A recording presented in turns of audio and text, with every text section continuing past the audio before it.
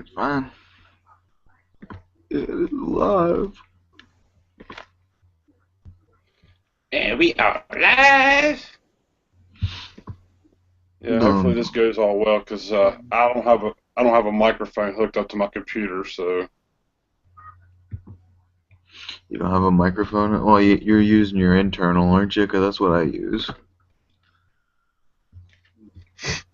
well, it mic or the internal mic, it pretty much does the same thing regardless. So it's because I got the internet. Yeah, well, I was lucky when I first joined you guys and mine was working. I'm like, what the hell? I'm like, oh, I guess I got an internal mic in my computer.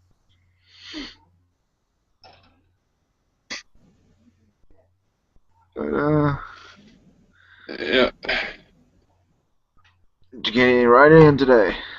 yeah. I had no, I didn't. I really wanted to go out, but I got that big thing going on next weekend. Thinking about going to Virginia Beach. Then I'm probably going to be going to Rolling Thunder ride, and then 74 Steve Bass. So next weekend I'm going to be doing a lot of riding. Yeah. Well, obviously next week I'm not gonna be doing any writing because I'm gonna be down in freaking South Carolina. I think I'm taking 95. Yeah, I won't even get to take one. I was thinking about taking the 12-hour freaking drive with my freaking bike, dude. I'm like, I'm serious. I'm like, I gotta take a 12-hour ride on a freaking Ninja 250. My ass would be freaking killing me before I even get halfway. But I mean, it would be something to do. But Yeah, but I think that might be hard. Yeah, I think it might be a little hard on that 250 long of a period of time. yeah, especially man. Well, I'm usually always in sixth gear as it is up here. So if I'm gonna be in sixth gear on a highway that's at least marked 75 miles per hour, I'm gonna be freaking hitting at least like over 900 or 9 grand for freaking RPMs, and that's just gonna be a rev limiter out the crap. I'm not gonna have any good freaking gas mileage or shit. Yeah, I'm roughly about hour and a half, 2 hours tops from 95. Yeah, that was the thing. I was either see my girlfriend went down Tuesday. This past Tuesday she went down, and they took 81. And that's because they didn't want to go towards Washington by going down 95. Now, I might go down 95 instead of going 81, but I might go 81 instead. But I don't know. I don't know how bad the traffic is going down 95 when you come through Washington. Uh, I don't know. I know it's a 3 lane road, and you really got to watch people. People would just jump right in front of you, but you're probably used to that living in New York. I, you know, Dart out of the way of everybody, but I'm not really. The part of New York I live in is not exactly a crowded piece of crap like freaking actual probably New York City itself. Also, So you're out in the yeah, so you're it's like not. out in the boondocks in New York. Yeah, it's not overly crowded. I couldn't take living in a city, man. I'd drive myself insane. I'd want to put a bullet in my head if I lived in a freaking city. I don't live in a big city, but when it comes around like apple blossom stuff, I stay away from the Winchester area because it's so packed and crowded and out of towners. So I couldn't imagine living in a bigger city. Yeah. Well, I've been to Philadelphia before, and I've been in like the center of Philadelphia, and that's just their roads even leading through Philly look like a freaking landfill as is, let alone living in the city itself. Oh my God.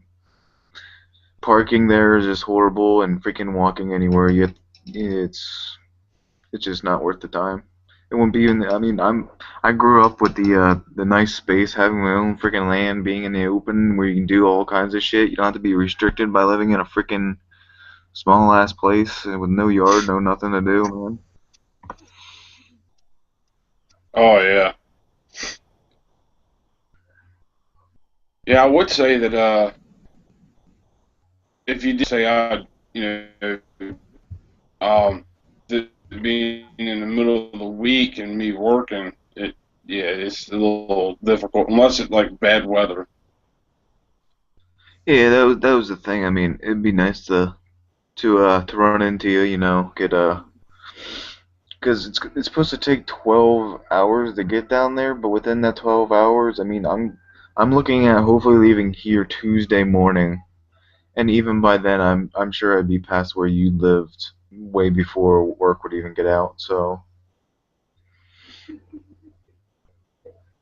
otherwise, I'd probably stop there and get something to eat and hang out with you.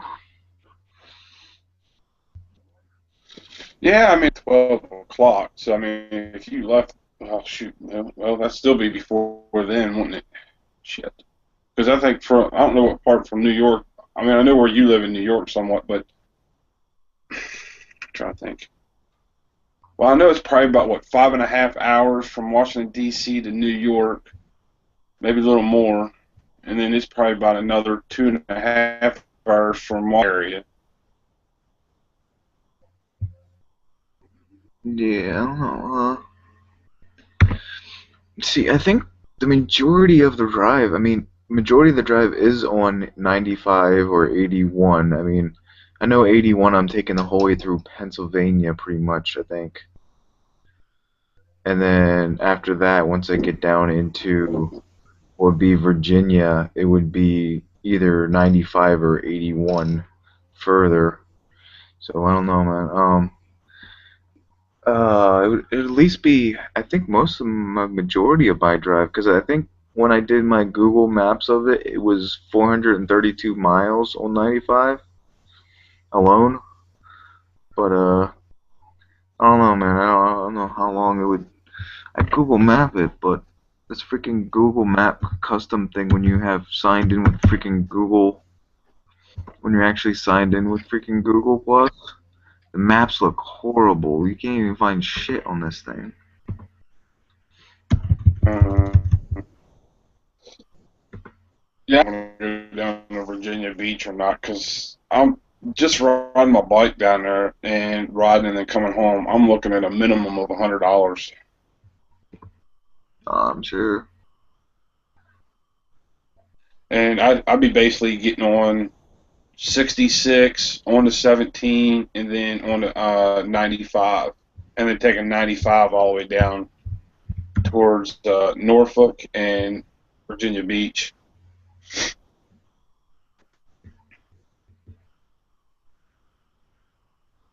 Yeah, I think it's. This is the thing also. This freaking thing, Google Maps. If I bring up Google Maps, it tries to tell me how long it would take if I took a fucking plane. I don't give a shit about a plane. On a plane, I won't be Google Mapsing this shit. Well, there's a thing on top that says a bus, a bicycle. You you got to click on one of those, and then it registers it for you. Yeah, I know. I already switched it back to a car, but it like instantly wants to, because it's like 3 hours to take by plane, 12 hours to drive by car. And I think the Yeah, but that expenses are about 3 hour the same. flight's well, that Mm, 3 hour flight about almost $500 just for a flight down there, and maybe on the way back, maybe. yeah, that's what I was expecting. Yeah, well, Google Maps is saying it's gonna cost me $301, but I don't know if that's all round trip. So I don't know about that.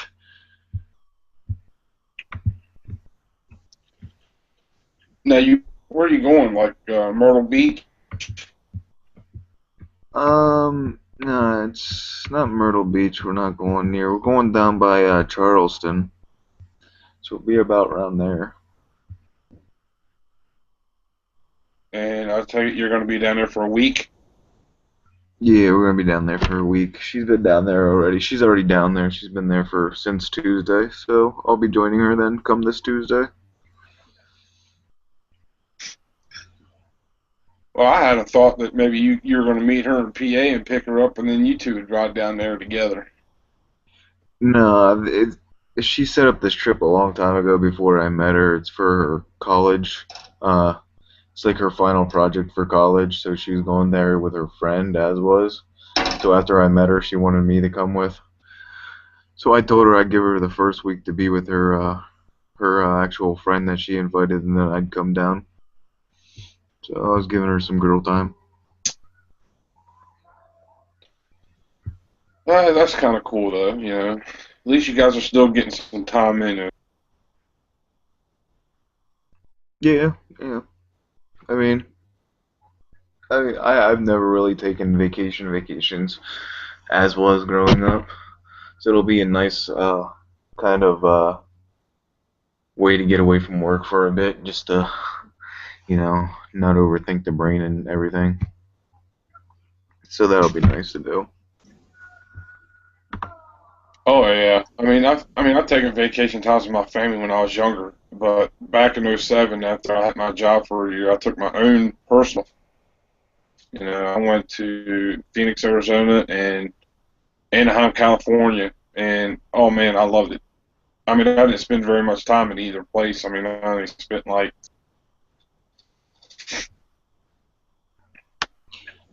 It's the thing where up here, well, where the jobs I've been to, like everybody that's ever left has gone to Arizona. Like if they're leaving my area of work to go work somebody else, they're always working in Arizona. And I'm like, what is going on here? Everybody leaves to go to Arizona around here? Like the best place to be is go to Arizona. well, that's because it's got that what they call it. They don't have any humidity there. So like when it gets to like 100, 125, oh, and he dropped out.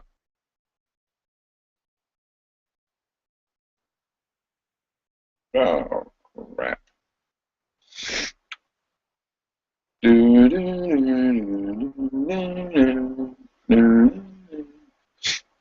Come on, training wheels, get back in here. I'm not finished with you yet. I'm still drinking a beer.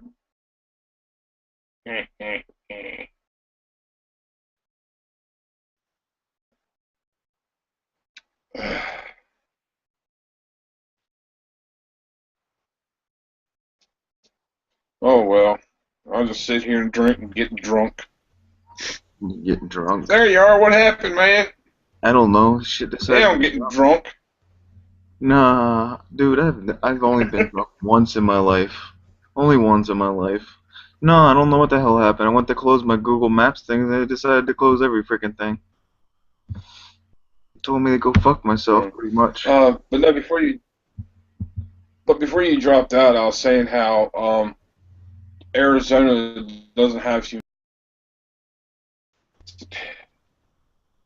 No humidity, but extremely When hot as it's like hell. about 100. Well, because see, I'm used to like the 80 to 90 degree weather with the humidity where I live, and when you go there, when it gets to about 100 to 125, you really feel hot. You really, you know, because you don't have that humidity, the temperature can go up before you really feel hot. Yeah, But I it's could just imagine. it's flat stretch, Yeah, yeah. I mean, that's and where there's I'm. no I'm. helmet I'm. loss.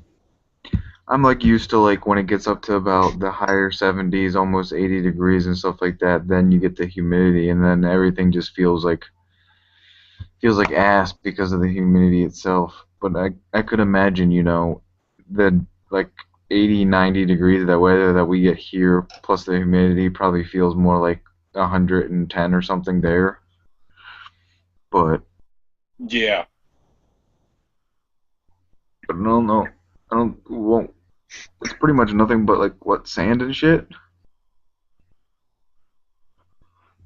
Well, that's Is it? everything is really different there. A lot of the places there don't have grass. They basically have like stone, for where grass would be, and all the houses have roofing, so it's a little bit different because it gets so hot there and it's dry desert. And you do see some cactus around. You see a little bit of mountains. It almost feels like almost like Las Vegas, because like the main strip, you just got like gas station store, gas station mall. It's just like one whole strip of like shopping malls and stores and restaurants. Yeah. Yeah, but that's, there's probably nothing for them to freaking do except for go die in the go die in the desert. You go jump in the river. It'd probably be like a bad Johnny Depp movie, right? Where he's a freaking lizard. Yeah. But I don't know, man. I haven't been there. I can't. I guess I can't really judge it overly. I haven't tried living there, but I have no problem moving around, living other Yeah, places. it's definitely different.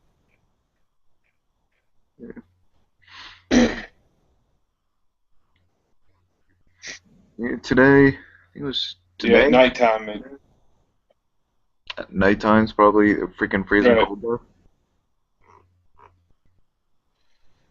No, because I was staying with a friend of mine who moved down there with his girlfriend for college, and when I was still kind of warm, I mean, it probably got down to around 60, but they constantly had a fan, and it felt cooler compared to during the day, but it's still kind of warm at nighttime, and compared, for us.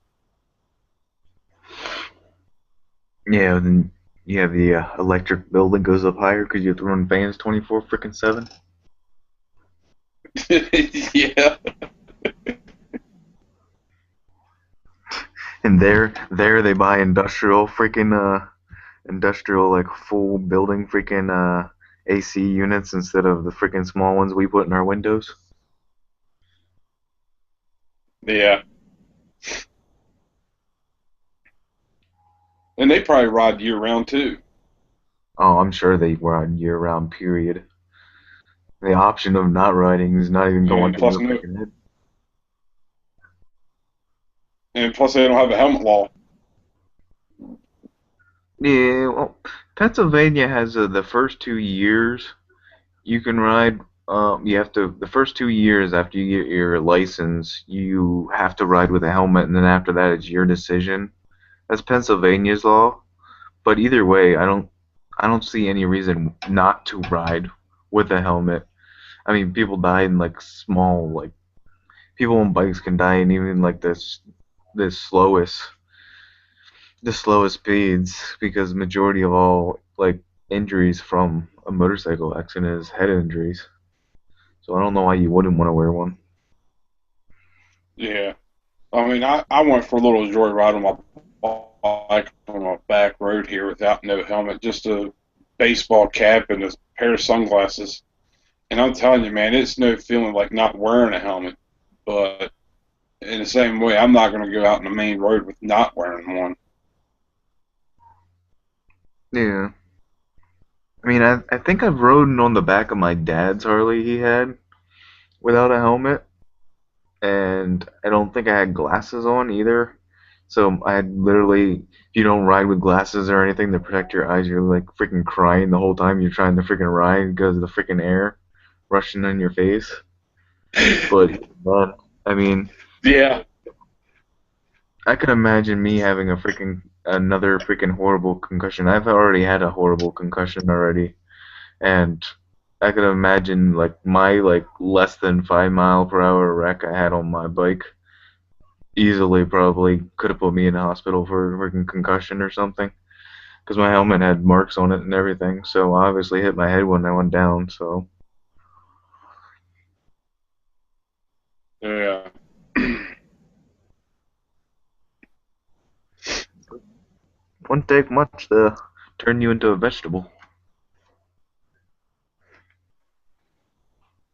Well, I want to say I would agree with you, but I guess it really depends on where you're at and if there's traffic and what's really around you when you wreck. I don't know. I think it just depends on the variables. Yeah, but I mean, you don't have to wreck into anything. I mean, you can just hit your head off the freaking pavement. That's good enough to freaking kill you right there.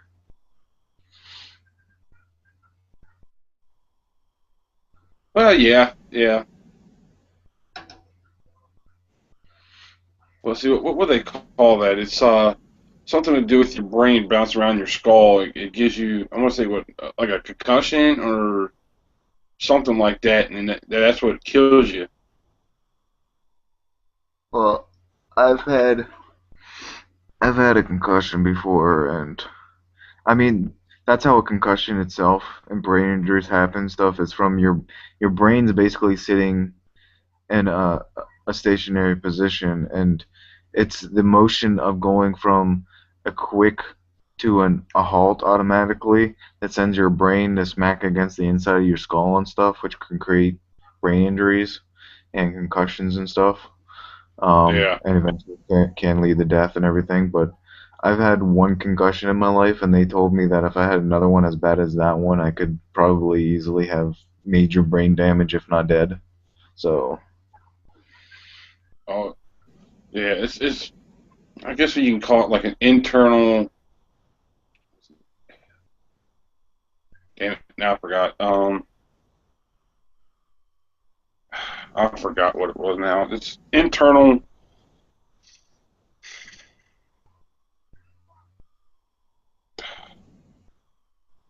I forgot. I ain't worried about Internal it. combustion. Oh, blunt force trauma. Blood pressure trauma. Internal blunt force trauma. Yeah, probably something along those lines. I don't know about you, but I don't feel like being a vegetable or anything in my life, so I'd rather break Yeah, I a like two to. hundred dollar helmet. I'd rather ruin a $200 helmet than the rest of my life. So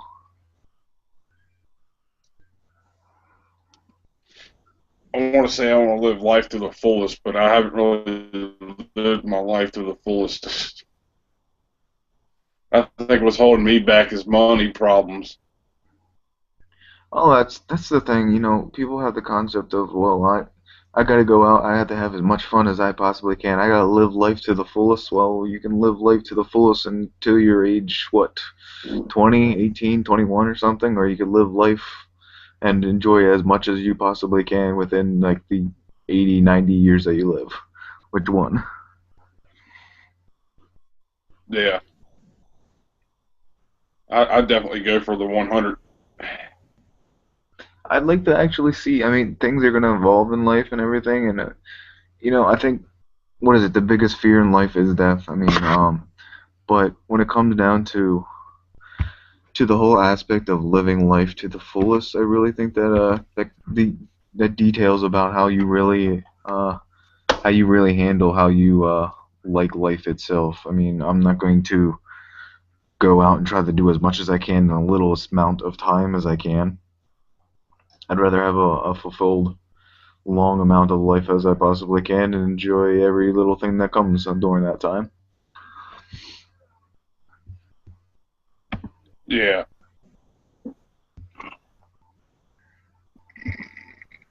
Oh, excuse me, man. Beer's coming back up. Burping. And bar, the bar right Uh, back up. uh,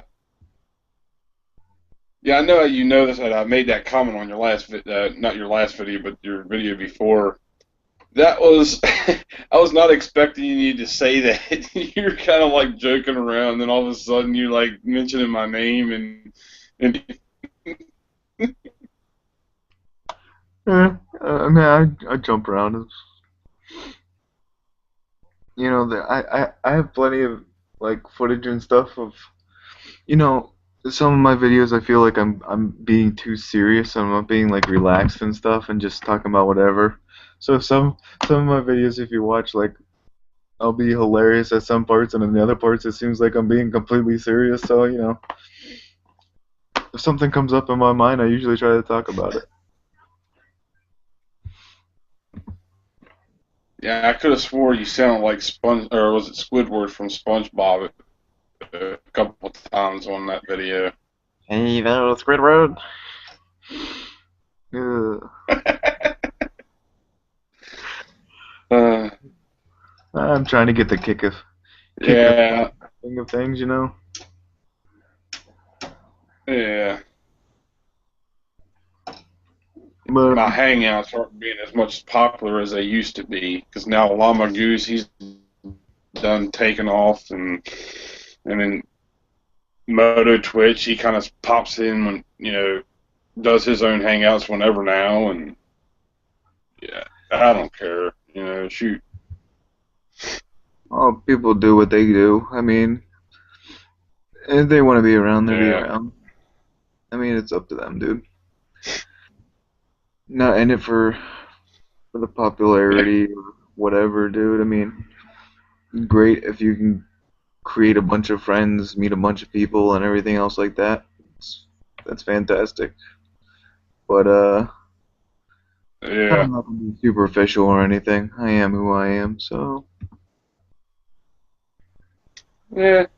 That's all right. Yeah, I mean, me and Llama Goose, we did a couple of hangouts. Just me and him. We were always shooting the shit and doing all kinds of stuff. And I mean, you still, no one really invites you, and I don't want you left out and talk. Just me and you. I mean, this is what the second time, third time that just me and you in a hangout.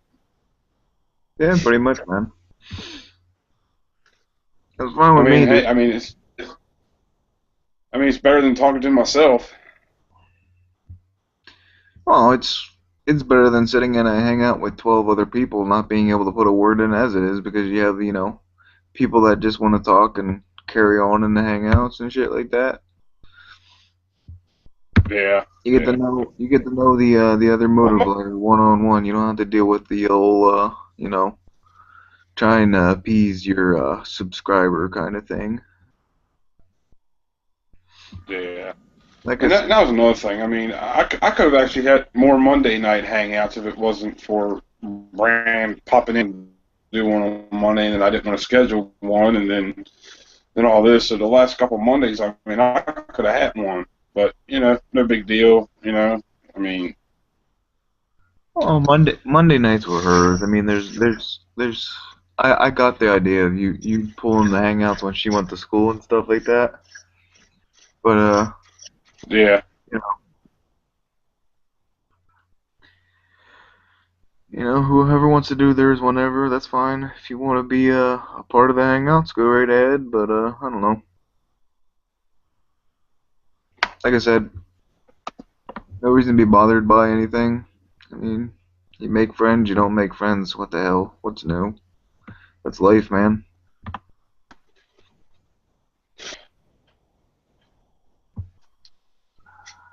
I know I haven't really done a hangout for a while, and I know I, helping you start last week, and you know. That's like what they say. You can lead a horse to the water, but you can't force him to drink it.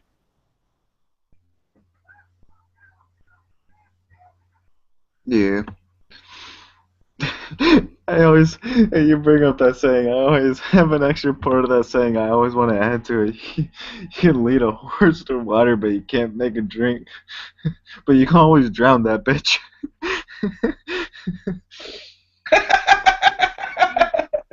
Oh, see there, buddy. That's the part I always want to add to that saying when somebody says that.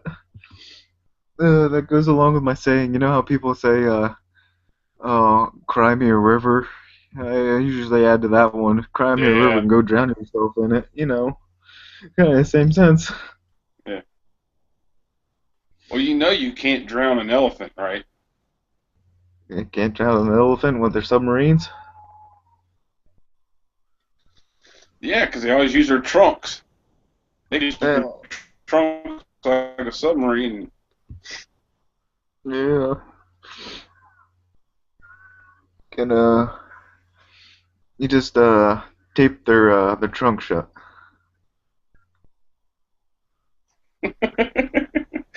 Shove a bunch of peanuts down it. Tie it in a knot or something. Plug the hole. Yeah. But yeah, I haven't checked to see if there's anybody else along my way of my path down that way. I mean, if I run into people or if I can actually run into and meet up with people, that'd be great. But you know, with whether Yeah, that like I said, well, either way you go, well, let's see. Well, if you stay on 81, I guess what North Carolina and South Carolina, but depending on what part of South Carolina you're going, you 81, might have to get on 95. no, 81, you can take 81 down. It takes, I think, half an hour more if you take 81, but it basically makes you do a U-E. Like you do a giant U down to Uh, where I need to go instead of taking 95 where you go straight down through. I mean, it's only like a half an hour, but if traffic's bad in Washington, I could imagine it being backed up, but I have no idea. I've never driven through Washington, but I've been through other places. Like I've been through Philadelphia, and that can take you asininely long as is. So I don't know. well, I think 95 starts in Washington and then goes all the way down the East Coast, I think. So if you jump on 95, you probably going to jump on 95 past Washington D.C. So if you start in the morning, you shouldn't have any traffic because your direction being backed up.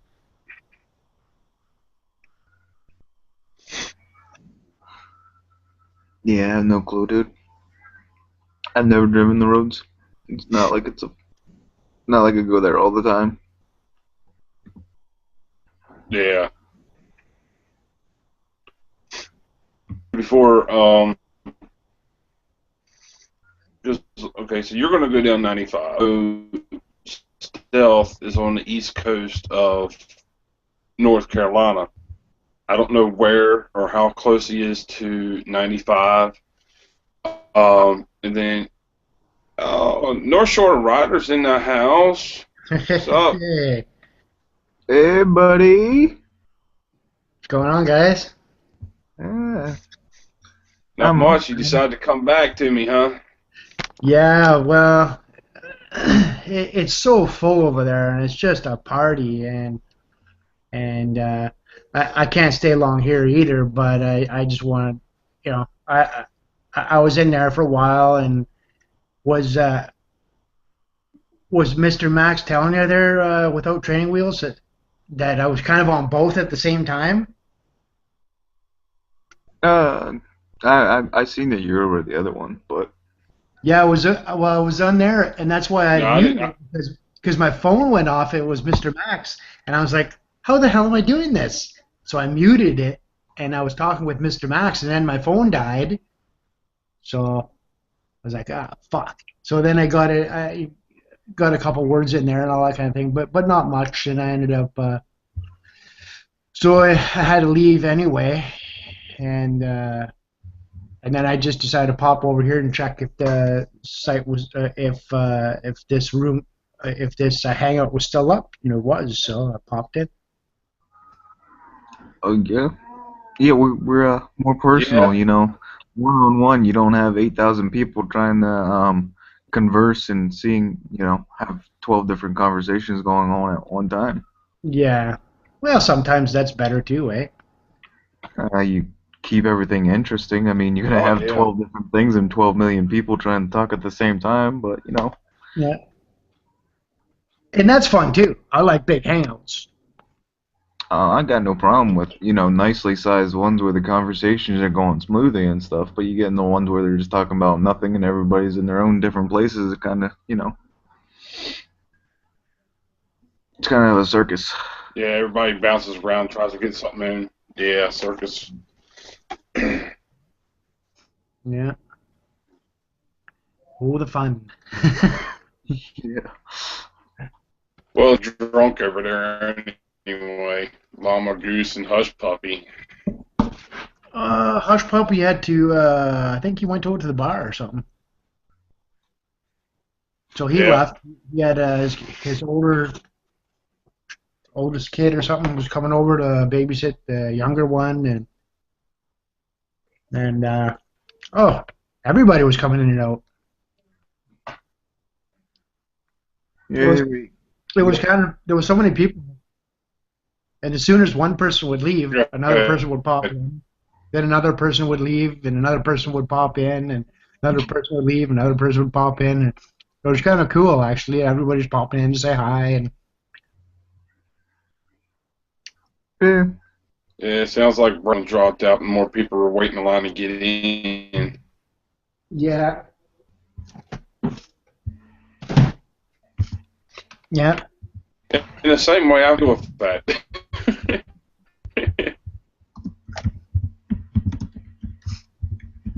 yeah. Well, you've had pretty full rooms too, right? Max. I think the most I've actually had 10, the 10th person didn't stay in very long. So I'm pretty sure I had around 9 people in my hangout. Yeah. Yep. You're all good. yeah. Keep it small. Get to know the people you're talking with.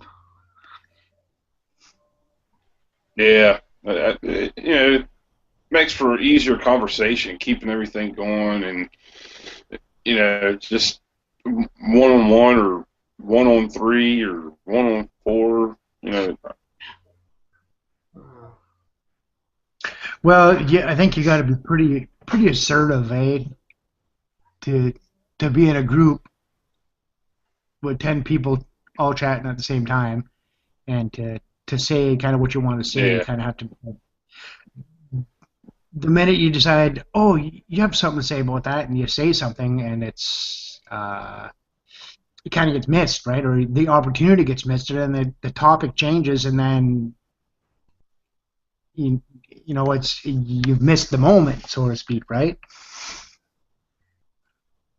Yeah, Yeah.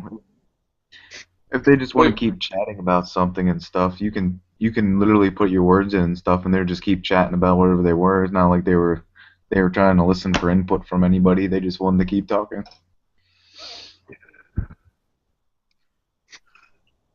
well, we're also talking about Law Nature. He's got like over 200 subs, and I mean, he's a funny character. I love him to death. But yeah, that he's just got a huger popularity. Uh, I think that might have to do with him hitting it off with BXD there, though. Yeah, that was Well, he's definitely. also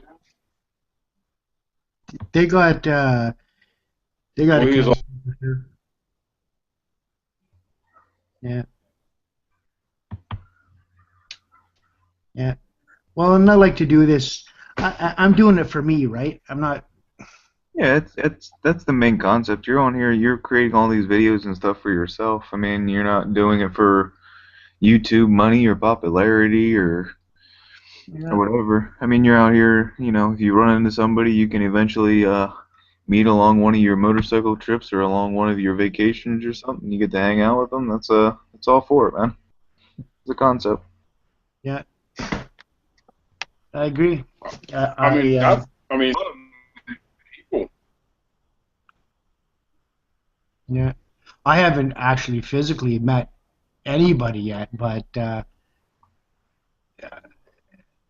even Lama Goose, like we've stayed up after the chat hour and talked for friggin' hours, like 5 in the morning, like off live and things like that too, about crap that I don't talk about with my best friend, right? And that part of this is really cool too. I forgot what I was saying there, but yeah, basically, I'm doing this for myself, right? I get out there and I want to vlog.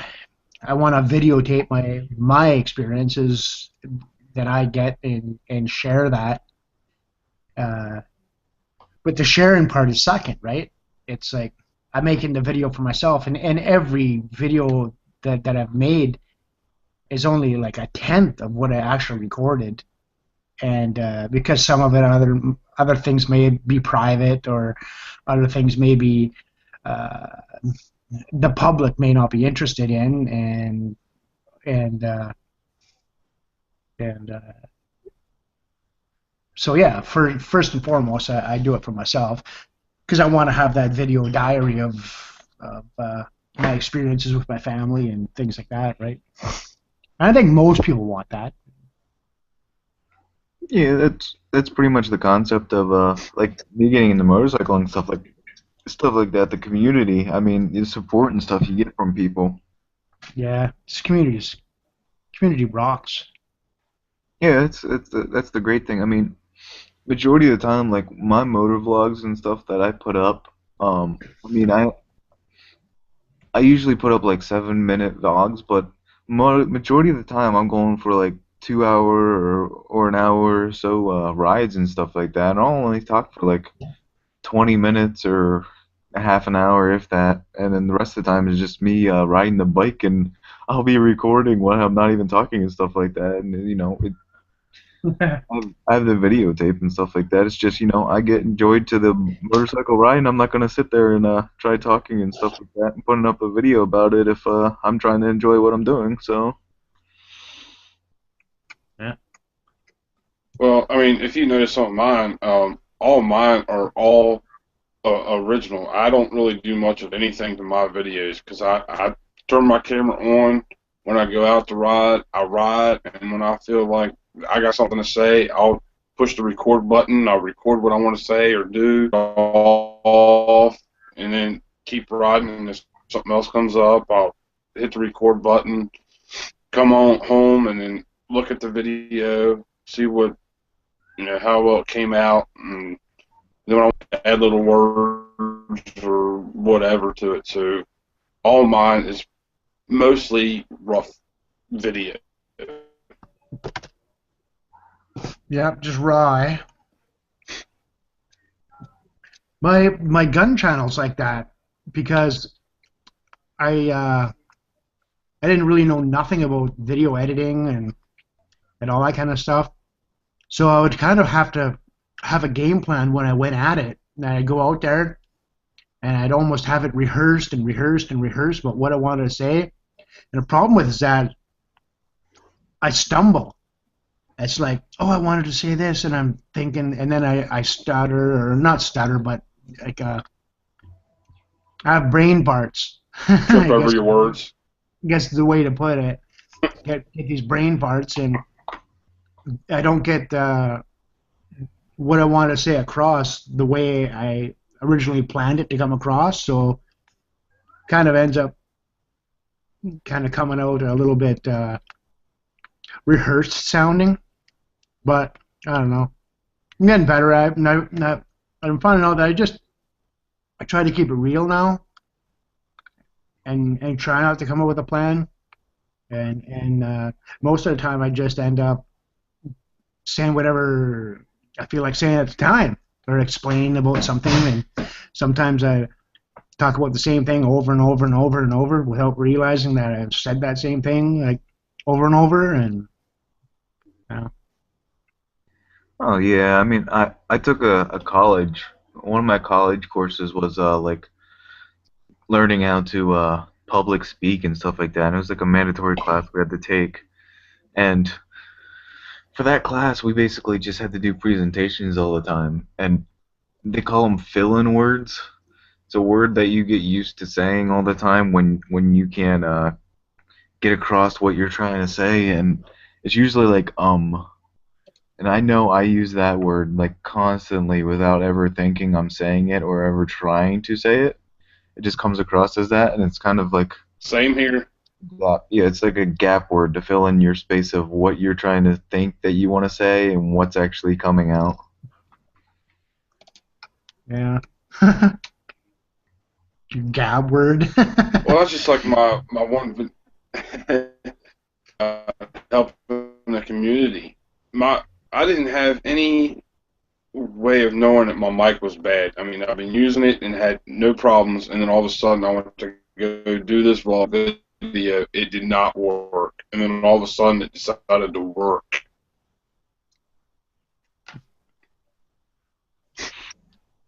Yeah. You sound fine now. Yeah. No, I'm talking about helping the community. Oh. He's not. He's using his computer mic right now. So but I know with my vlogs and stuff, I just recently noticed that there's a lot of wind being caught on my mic. So I'm actually I took you get like foam padding in some boxes and stuff like that. I took a giant chunk of foam padding out and I cut into it with an X-Acto blade and shoved the mic in there. I haven't tried it yet, but I think that should help get the wind noise out so you guys can actually not hear the wind and hear my voice better. That's what I ended up doing. I got that friggin' modular too, and I'd like to get it up more up front, but the mic is so sensitive, and I got it, and I've done that because I got the cam on my right side, and I got the drift mic. You have the mic in your cheek pad, don't you? You don't have it in the actual the chin bar that lifts up, do you? No, yeah, I got it in the cheek pad, Yeah. and I got it wrapped around the back and coiled up, and then I got it right up as close. I had it back further, like against my cheek, and it was just too muffled. And I wanted it back there originally so I wouldn't get the wind noise, but it ended up moving it up front to the part of the cheek pad that's against the wind, but it's still underneath that cloth. And I still got the foam micropiece, the foamy part that goes on top of the mic. I still have that on there inside that cloth. And I think it does a good job of, you don't necessarily hear the wind rattle. You kind of know that wind is going by. And I think it's fairly well, even at highway speeds. It could be better. It's a cheap mic, right? Yeah, well, it's the drift mic. I mean, I'm sure that's what you have. But I already have that the piece that comes on the mic. I have that taped around, so it couldn't come off. And I still get noise on my videos if you ever watch them or anything. I still get somewhat noise on mine. I don't know if there's any parts that you guys can usually hear the wind more than you can hear my voice, but I usually increase the amplitude on my voice when I do my editing to increase the volume of that. But to help, I mean, I could hear wind on mine, so I decided to it's like a memory foam that you get in like packages. Like if you ever get a package that has like a memory foam stuff in it that's just squishy. I just took that and I cut a square out of that, and then I cut the in the center of it. I took an X-Acto blade and cut into it and just put the mic in there and I put it back in my cheek. Now I have it pushed up the farthest it can go up to my cheek, so probably a little bit after where the chin strap comes out, so it's a little bit past that, but I have that around it, and I haven't tested it yet, but I think that should get rid of the wind as most as possible, I think, so far. So it's kind of the same idea of what that little the little piece that comes with the mic, that little padding that comes over it, but it's more. So it's kind of like a giant cube for over top of it. Hey, without training wheels, that what you put up in that group chat, could you put in the group chat what he was asking about? No, he was asking about the same thing he always asks.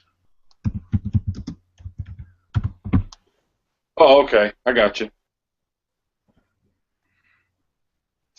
I don't think there's ever a hangout he gets into that he doesn't ask if he can get into. Yeah. Yeah, I have that like the YouTube chat on a certain type at it, and if I don't answer him, he'll sit there and like blow my phone up and like desperately asks. No, you shouldn't have gave him your number. No, I think it's like the Facebook Messenger. I think. What's your page without training wheels? My page Yeah, your You YouTube. know, you don't without have a training wheels. Facebook page. No, no, I meant YouTube.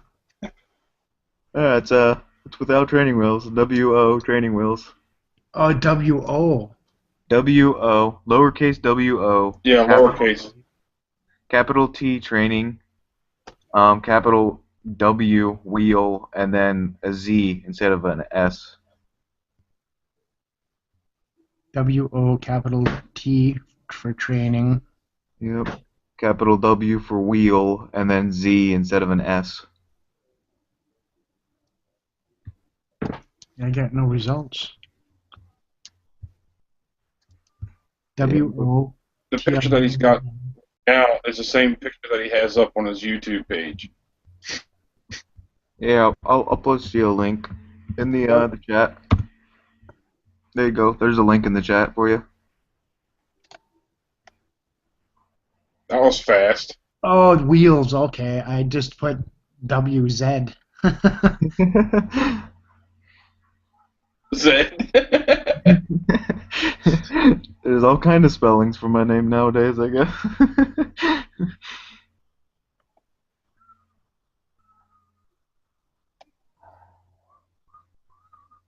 Huh. I don't know why I haven't subscribed to you before. You're in every freaking chat I've ever been in. I'm around, dude. I mean, I usually get on every one I can. I can't get on everybody's because, well, some people like do them at midnight when it comes to work weekends, Yeah. but I've usually been in every one of Brands, and I'm usually here with Mr. Max. So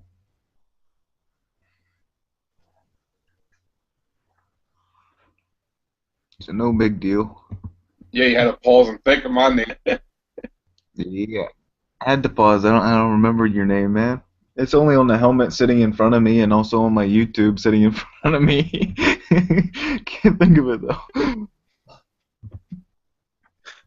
Well, mine just is freaking Dave. I wish the hell I could change it.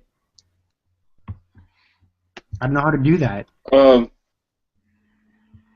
I think that I think the Llama Goose was telling Notorious Bunny how to do it, and she was able to do hers, but she had to log off the live feed, and when it came back up, it came up as Notorious Bunny. But you had to like go in there and recreate a name, well, and it, you can create various YouTube pages via one Google Plus account. Because the one I'm on right now is technically connected to like 5 different things, even though I only use this one. I have one Google Plus, and then I have like you can have multiple YouTube channels off of that one Google Plus account. But I think you have to change your name in your Google Plus if you want to reflect, because that's your Google Plus that you're connected to in here. Yeah. It's weird. I have two Google Pluses too, and it won't let me create one without using my name. It's freaking weird. Yeah. I mean, because my other one's connected to my actual name, so it's one Google Plus, but it has 2 different YouTubes. So if I ever sign in the YouTube, it asks me which account I want to access. Yeah, I Because you have can the switch same thing. accounts. Yeah, so I sign in with my one account, and then I click on like Google Plus and my channels and stuff like that's how I get in. Because we've had one on here before where I've joined Mr. Maxidom and I used my other account instead. So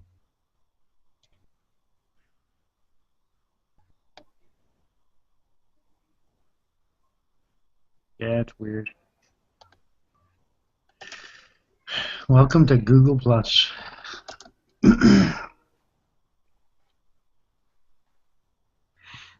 don't you love it? Huh? Yeah, don't you love it? Uh, I freaking hate it, actually. Now that they force it upon you, you don't like it? What? Yeah.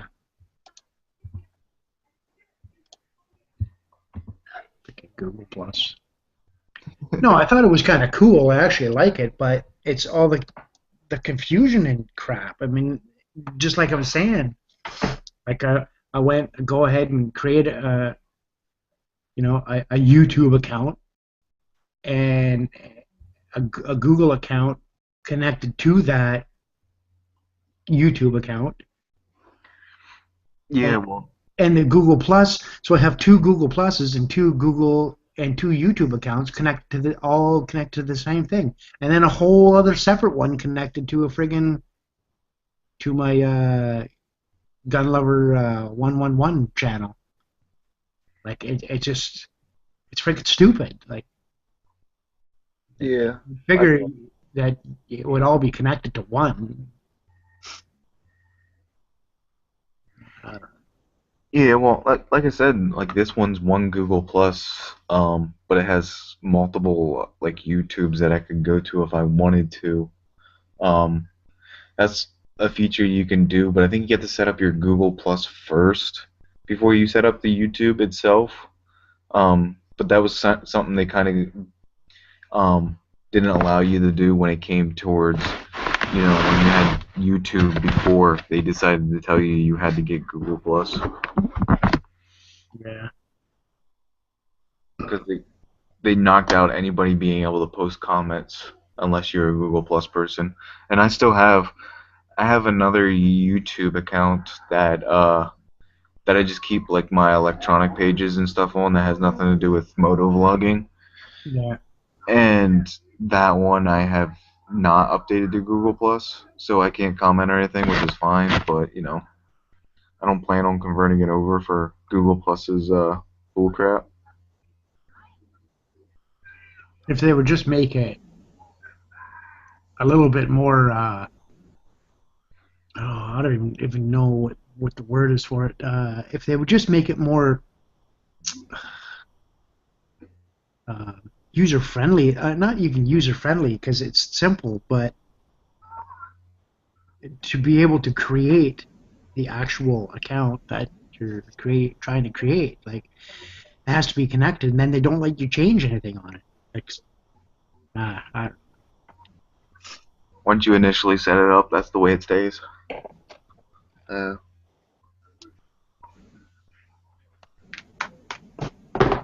yeah. I don't know. They don't know. If I'm North Shore Roller and I have a Google Plus page as North Shore Roller, but I can't go on Google Hangouts as North Shore Roller on Google Plus, like that's weird. So it makes two. It makes Well, I know. I Yeah, well, you have like when you go to click on people's things. Yeah. Like I have issues getting into these hangouts because I know Mr. Maxidom sends me like a million invites or something like that, and I won't get anything. I'll literally have to go to my Google Plus and I'll click around through what hangouts are going on, and there won't be an invite or anything, and sometimes there will be. yeah, And I don't know if that has to do with him setting it up in YouTube or setting it up. He says he sets his up in YouTube nowadays instead of Google Plus. Um, but I don't know if it has something to do with that I don't get my messages or anything or his invites into his Google Plus because I don't even find anything in there. that's exactly the problem I have too.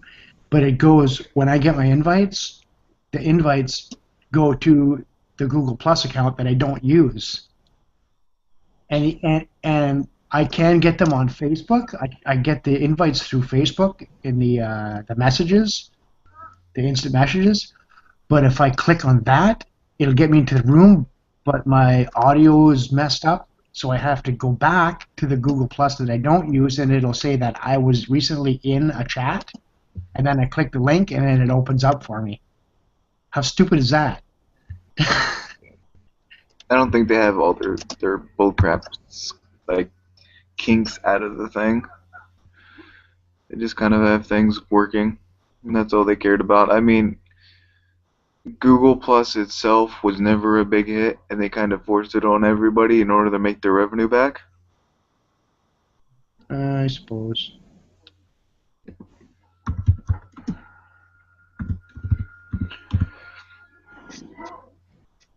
But I mean, that was one of the big things. I mean, Google Plus when they came out, they're trying to make like a big like pretty much the aspect of what Facebook itself is, a big social media place, interactions for their people, and their site's not exactly the the biggest.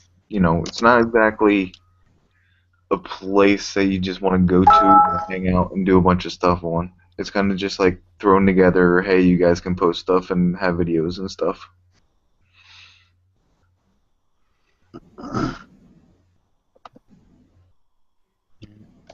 Like it, and it's a good. I think it's a really good thing. I just think they got to clean it up a lot. Maybe they're just trying to feel it out, see if it's going to be successful, right? Like why pay all these developers to do something if if it's not gonna be a hit, right? If it doesn't take off. I think they've had enough time now to realize it's successful, and I'm surprised they're not spamming the hell out of it with all kinds of like mandatory ads running in the background or something like that, so they can make money, because I think they are pretty popular. Like, Well, they mainly became popular because of them making everybody because they bought out YouTube. So right? Google owns YouTube nowadays, and Yeah. them forcing everybody to have a Google Plus account in order to do anything. Yeah.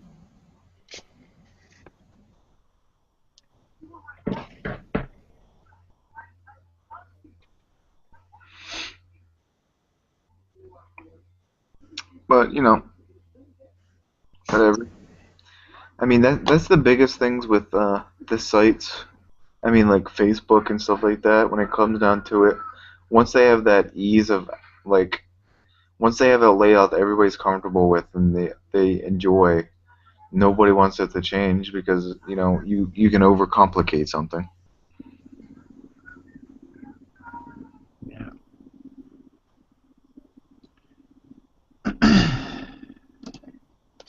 Ah, Still alive there, Maxidom. Sitting back sleeping.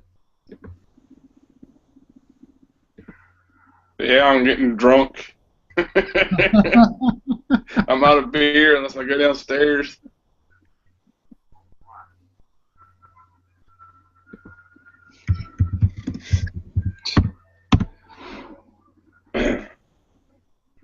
Yeah. He done did made him leave. He's never gonna return.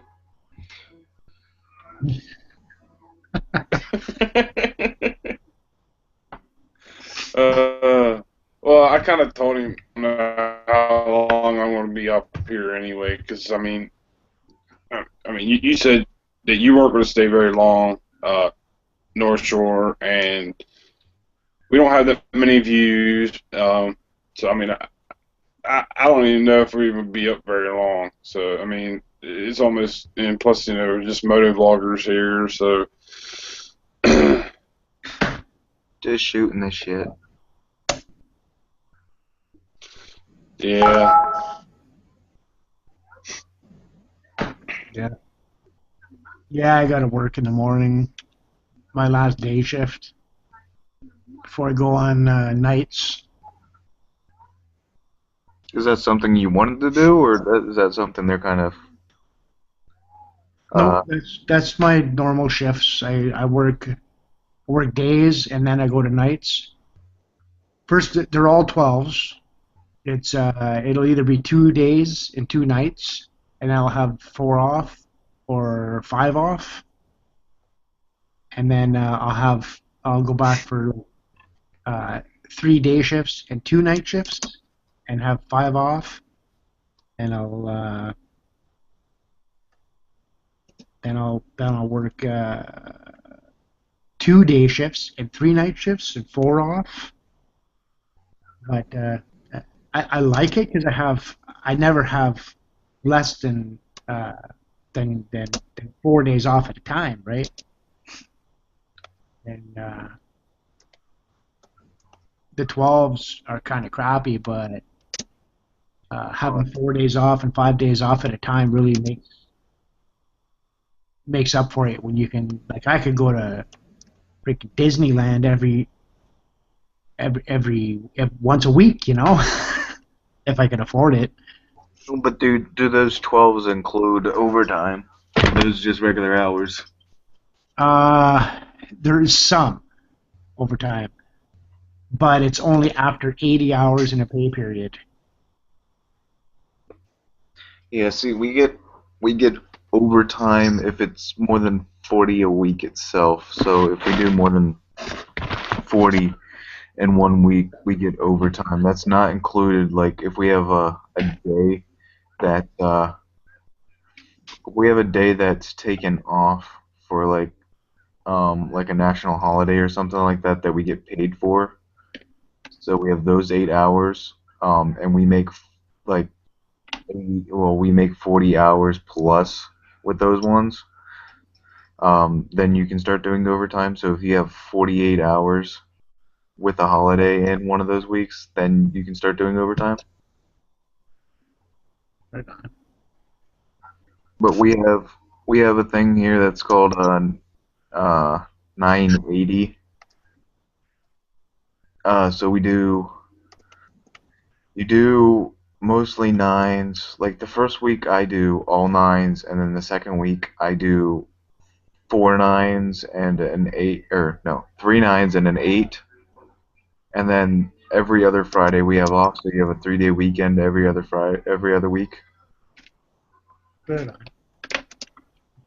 Yeah, And mine's. I don't always have weekends off, but I mean that's okay. Like I don't really care too much to have well, weekends off anyway. But well, it's just another day. I mean, they're just other days. I mean, it's not like it really makes. yeah, and when I have 5 days off, like that's great because the stores are always open during the week. You know what I mean? It's Yeah, always you're gonna have less people. You know, I'm sure you have like less people out and about then too during the week. yeah, and Or at that, work.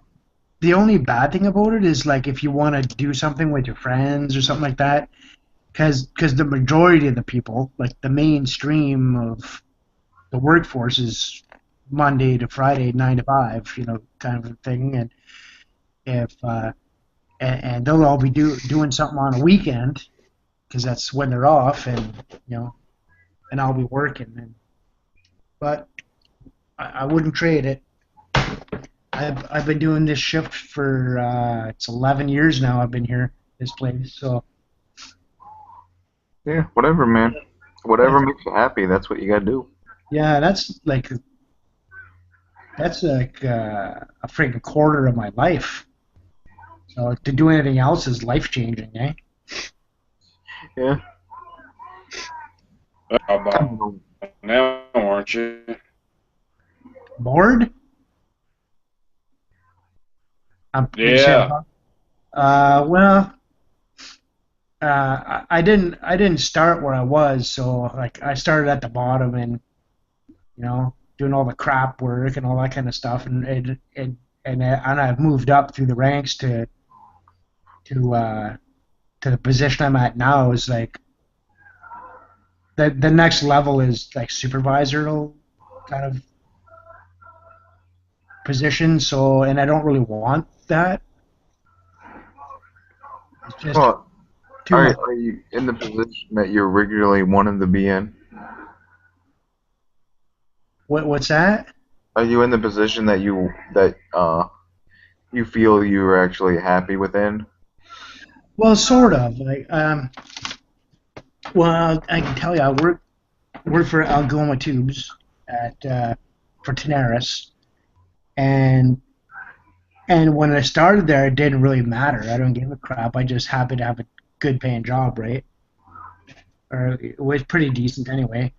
That's usually what people look for initially, a good And thing. then it had like all my training was kind of in house, and they trained me for electromagnetic inspection level 1, level 2, and industrial ultrasonics. They sent me to Argentina for 3 weeks for to finish up the training anyway. And my magnetic particle inspection tickets. So I got level 1 and level 2 for all three of them, and and having them tickets put me into the position that I'm in, which is very rare. There's only a few of us at the mill that could even do the job that I'm qualified at, and that gives me good job security, and it also um, uh, and it's a pretty good job, right? Because I'm in kind of like an air traffic control tower that directs. We make tubes and pipe for the oil and gas industry, what they use for drilling and line pipe for pipelines and stuff like that. And what I do is I run these pipe through inspection equipment that it electronically tests them for cracks and seams and. Well, you're kind of in quality control, aren't you? Right, yeah, it's non-destructive testing. Yeah. So like, as a unionized employee on the floor, I can't really go any higher. But Well, that's if you want to stay on the floor. If that's in the position that you want to be, that's all hands-on. exactly, and I mean it's pretty good. Like I said, I'm up in an air traffic controller, and once I set that equipment up and all that, and I verify that it's all working properly, it's just hit the auto button and kind of then I just kind of direct the flow of the pipe through the mill, make sure it's going to the right areas, and all the rejected pipe is kicked out and reevaluate it and do whatever they need to do with that. The good pipe goes to the areas that it needs to go in the mill to be processed further, and like it's air conditioned and it's heated. You know, I got my own fridge and a microwave and stereo and computers and. You got your own printer. You don't have to share your printer with anybody. Oh no, well, my own printer. So it's a pretty good gig, right? And I mean it's $30 an hour, so No, I can't really argue. no, I can't. And I mean if I go to management, it'll probably be less money and more work, right? Because then you go salary, and you know what happens. As soon as you go salary, they want to get every hour they can out of you, and You don't get paid overtime and salary, so no. they want you there in order to get the job done. Other than Well, that, so, so, Yeah, you have no union protection and so and I'm not a big union guy. In fact, there's a lot of things I don't like about union, but you know, I guess it is what it is, and you know, no. What was? How did you get in the union and stuff like that? I mean, I know the whole details of what a union and stuff is, but I've never actually ran into anybody that is union or been talked to by anybody that has a setup of a union. So, you just become a part of it. When the company hires you, you're on contract. They hire you on a contract, and you're kind of on a probationary period. Once you complete that probationary period, you're accepted into the union and you start paying union dues. That's how it works at this place. There's other unions that you have to have certain licenses to be able to get in, and you have to physically pay the union to be a part of it. Uh, like aside from union dues, all unions are different, right? There's hospital unions and nursing unions and school unions and well, a union itself is basically just a setup of people fighting for the rights of the people that actually pay there. So it's kind of a setup of a bunch of people who are pushing for more more aspects that their job should offer, and if they don't right. meet them, everybody themselves that are in that union itself can leave the job at once. Yeah, and it gives you protection, like from wrongful dismissals or wrongful disciplinary action, and it's a shame that anybody even needs a union, Well, it's but kind of really, to control the company itself. Instead of like them being able to fire one person, like you have the whole aspect of a community itself based upon in a it's the people that actually work for the group itself being able to unite and take a hold of the company instead of the company themselves running it.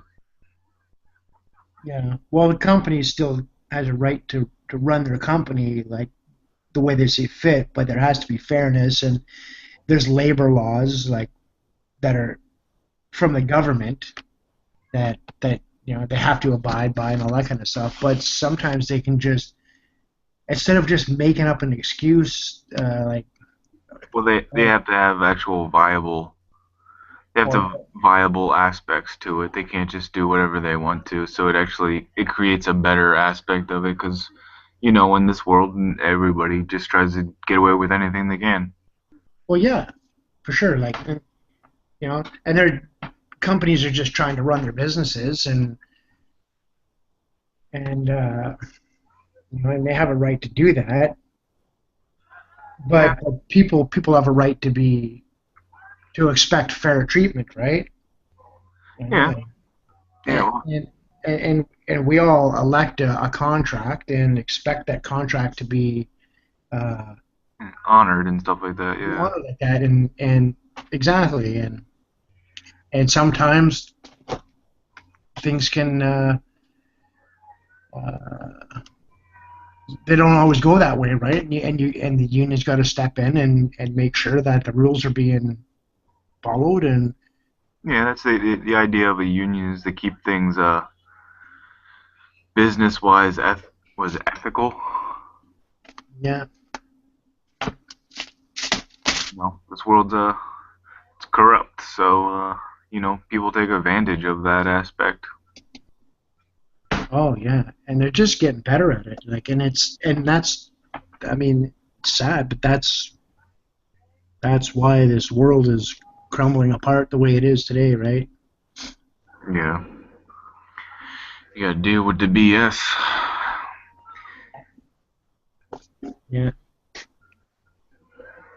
Where they say trust is the biggest issue when Y'all it comes miss to me? a relationship. Oh, never. We're actually having fun without you, Max. Ah, damn it! You missed all the good laughs, man. Oh, What'd you we're do? just Already talking invited women and told them to go? we're just talking about unions and shit. Yeah, I've never been in a union, so I mean, sometimes they're bad. So, Yeah. the aspects of a union itself is good towards creating a better work environment and keeping the business at its strengths. But as long as it well, I've stays also true, heard that you also got to pay your union dues. Yeah. well, that kind of comes into the idea of insurance. You got to pay your dues for insurance itself. It doesn't mean you get to use the shit. Yeah. Yeah. Well, and I live in Canada, so I mean, I know about paying dues. Yeah, like 13% tax. 30% right off the top of my before I even see my paycheck is 30% is taken for income tax, and then another 13% of every dollar I spend. Yeah, but So, you have free healthcare and stuff, don't you? well, sorta. It's yeah. If I could be a street bum living on a cardboard box, and if I got hurt, I could go to the hospital and and I would have free care. Uh, so I mean, that's definitely a good thing. I'll never get turned away for healthcare. But No, that's kind of that. But there's some negative. I mean, because it doesn't cost 45% of the entirety of Canada's population just for freaking healthcare. yeah. I mean, everybody should be able to be treated whenever it comes to anything. You can't For really. I don't sure. see any aspect of somebody coming in with a severed arm in the hospital going, "Hey, you don't got anything to back it up. I guess your arm's gonna stay off." Yeah, that's bullshit. Fuck, you can get that. You get free healthcare in Jamaica. Yeah, but their healthcare is probably nothing but weed. Here you go. Here's some more weed. Smoke Well, it up. No worries, man. but still, it's Yeah, it never takes the pain off. I know. Here we have what we just got the freaking Obamacare, which is kind of, it's not like the whole system has free healthcare. It's only the lower end people, the smaller, what is it, the low class people who can't make their payment towards anything, or they've made completely horrible decisions in their life, and they get. yeah. Alberta is kind of like that. Well, that Obamacare sucks. You're paying more money for it. And that's the other thing too. It's not necessarily free across the entire country. In Ontario, it still is, uh, but Alberta, you have to pay, and it's kind of a geared to income, and it's usually comes you don't even you never even see it. It comes off your check, and you don't even know it's gone. Well, Uh, and that's geared to your income, right? Based on how much you make per year yeah, is. the tier that you own and stuff like that. I mean, That's right. here people that are on an actual like mid class or high end class and stuff like that that actually can afford insurance and stuff. We're gonna be paying for what is Obamacare, which is going to be towards the aspect of helping people who don't have insurance, and they're gonna have everything. They're gonna get covered for free to do everything, and they're not gonna pay shit. But we gotta make up for their end, for their lack of. Yeah. For money, And and we're that's not kind of getting where it much for bites coverage if everybody we in the go through ass. the Obamacare. Yeah, that's the thing. I mean, hey, why don't I just stop working my full time job and take two half half freaking jobs and stuff like that and get on Obamacare where I can get everything handed to me. I'm gonna do just about nothing and get everything. Well, and I'm super torn about stuff like that. And when it comes to, frick, what a topic. But Because anything goes. on one hand, I got the You same all thing here. started it. You can go to you can go get welfare here, and and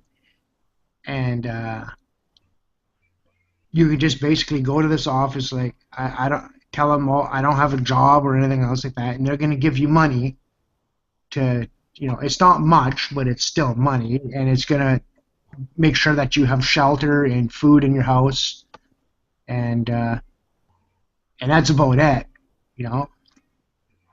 Uh, but and it's usually them people that are, and I don't want to sound stereotypical, but this facts are facts, and it's those people are usually the lowest people in the pecking order, and they have free health care, and they get their glasses and dental work all paid for, all that kind of stuff. But a guy or a girl working a minimum wage job full time trying to make a living will have no coverage. Yeah, that's. I can get the idea of it being there for like a crutch, if you want to say, to help people get up. But once it comes to the part of keeping people up, I think that's where the actual stand should keep for those that are actually working towards it but can't get farther. Instead of the people who aren't trying to go anywhere and are just, soaking it up. Yeah, and it bothers me Well, that's to. just like Well, see, I'm always working, and the fact of there's days or weeks where I'm not working or this and that, I can't even afford my company's health care, let alone the Obama. And then Obama says if you don't have health care, they want to charge you a certain percentage of your yearly income or $100 a year, which I think is stupid. Yeah, it shouldn't be forced. Well, that still kind of comes into the context of what is like your car insurance and stuff like that. Most everybody has to have some type of insurance just to even have a registered vehicle on the road itself. And when you purchase like a new car, you have to keep full insurance until you pay that vehicle off itself. Yeah, I suppose. Well, that's a little bit different, though. I mean, it's the shareholders. Well, All right. I mean, it comes into the aspect of it. How much do you spend on your insurance total and stuff like that, and how often do you actually use it before? I mean, if you ever have to actually use your insurance and stuff, instead of them saying, "Hey, congratulations for spending all that money for all your insurance all these years and stuff like that, and staying with us," it's hey, we're gonna increase your rate for one incident ever happening. Yeah. Insurance. Oh, that's another thing in Canada. Insurance is freaking stupid. Expensive. I mean, like, cost me like $800 for a year for my V-Rod. Uh, well, I know depending on the engine size, I mean it'll go up. But I just have a 250, and I think I'm paying about like 270 for a whole year. But that's not full coverage. Yeah, that's not me either. That's just it's called personal loss, What personal also damage. depends. Yeah, I have a perfect record. I have no accidents at all for like 20 years driving, basically. Yeah, I don't have anything on my motorcycle record. On my car record, that's a whole different deal. Yeah, it cost me $1,200 for a half ton, Well, still and fall. another $800. Another $800 for my bike. Yeah, I paid about 12 about 100 probably about 1100 I paid for my car, but my rate just went down. I pay about 800 for a half, 800 and some for a half now, and that's full. That's full though. That's full coverage. I got a lead foot, so I got speeding. Oh, I got a lead foot. Trust me. I had like 3 or 4 speeding tickets on my record previously. Nowadays, I guess I'm just getting lucky that I'm not running in the cops, because honestly, I probably should have more. Knock on wood, but I mean, right now, I think I should only have 2 things on my record. One's a speeding, and the other one is an at-fault accident from some woman deciding that when I was backing up, she thought she could beat me. But if you're ever backing up, it's your fault.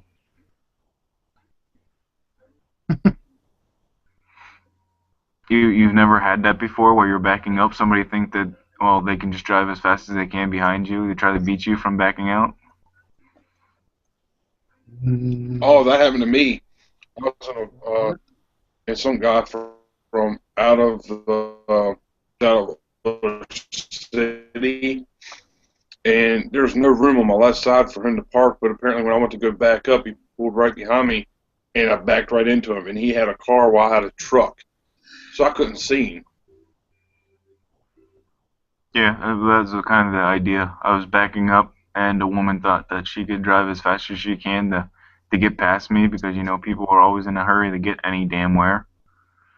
And I ran into the side of her car, and it's an at-fault accident, so my insurance had to pay out for it.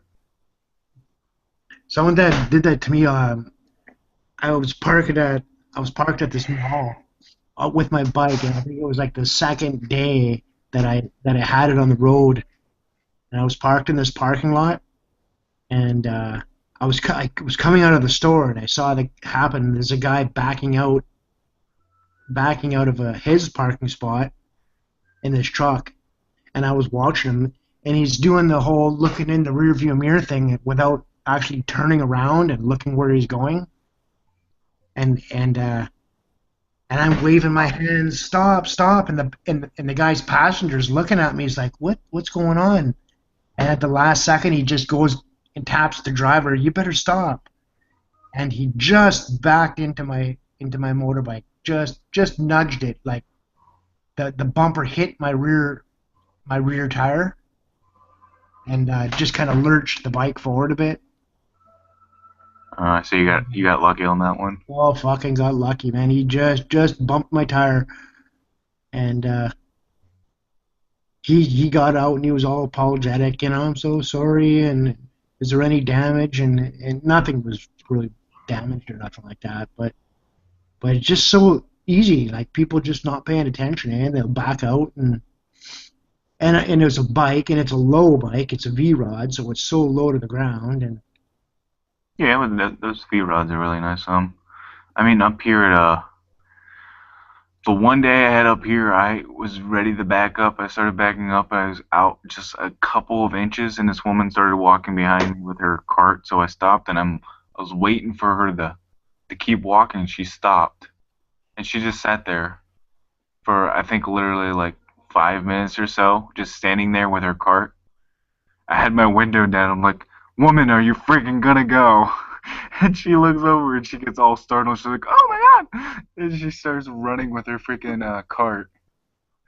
So I started backing up some more, and then all of a sudden the truck came out of nowhere. Like, it didn't come out of nowhere, as in a truck, instead of seeing that I was backing up, decided that they wanted to drive past me instead of stopping and waiting. So I had to hit my brakes for them. And then I finally got out, and I was like, oh my god, these people. yeah, I don't know. I think there's people like trying to get hit so they can sue you.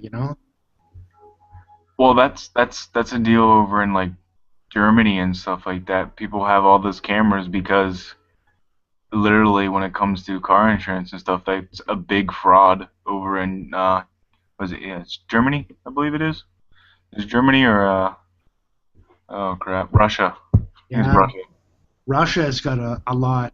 I mean, you type in car crashes, you'll probably take you right to Russia. Yeah, everybody over there has dash cams because everybody takes advantage of the car insurance. I don't see. Maybe their car insurance is completely different from ours, but over here, what's the point of it? Because you're going to get billed even more with your car insurance. Yeah, I mean, it's with the car itself. I can understand having to use insurance when it comes to a car, but with like a motorcycle, if you get into an accident and something like that, you might as well just do it yourself. I don't even use your insurance. yeah, yeah. I won't get anything anyway if because all my insurance is just it's basic coverage and all just liability, right? Well, mine's just nothing but if an accident happens or something, I'm covered. Kind of if my bike gets stolen or my bike gets trashed, I'm covered. That's it. Not mine. Mine's only covered in case I cause damage. If I hit somebody, then I'm not, and they sue me, well, my insurance is gonna cover it. If if I if I crash it, like they're not gonna replace my bike. They'll replace any damage on the other vehicle that I hit if it's my fault. That's it. It's just liability. That's it. Mhm. It's shit. And I actually have a high deductible on mine. I have like $1,000 deductible on my bike and a $2,000 deductible on my truck. I probably should at least have it on the bike because it's probably the most expensive thing that I own. Yeah, but you gotta think with that deductible though, for that $1,000 for the bike, I gotta cover up everything up to $1,000, and anything over that they pay for. Yeah. Well, at least it'll cover though if it's ripped off or something. Like I don't know what your bike costs, but Mine cost it's an '04 and I paid like $10,000 and to lose that is it'd be pretty pricey, eh? To replace it. And if it got ripped off, I'd get nothing. Well, fairings that need to be replaced. I got the left side, the right side, and a gas cover. And if I bought those individually, it's going to cost me $800. So that would go under the $1,000 deductible. I would still have to count and pay out of my own pocket. So there's no point in me even reporting it to them. No, absolutely not.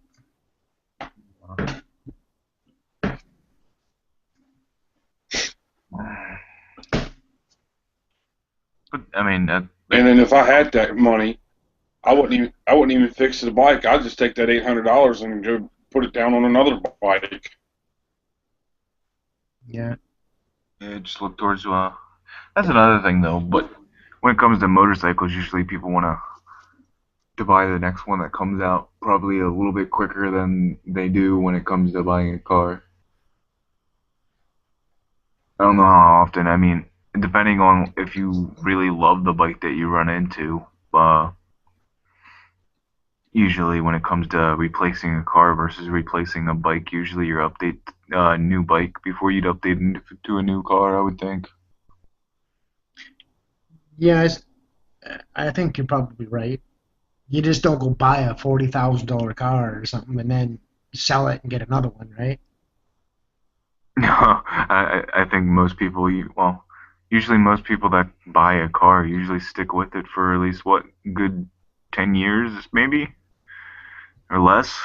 10, 8, 6, probably like 6 to 10 years or something like that before they get rid of it. Where a motorcycle you could probably just stick to for, what, maybe 2 years or 3? Maybe 5 tops? I don't know. I don't know.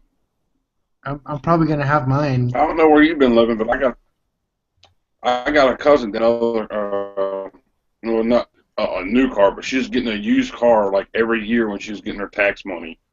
And then she finally got this Jeep. She had it for 3 years, got it paid off, and she decided to trade it in and get a brand new car.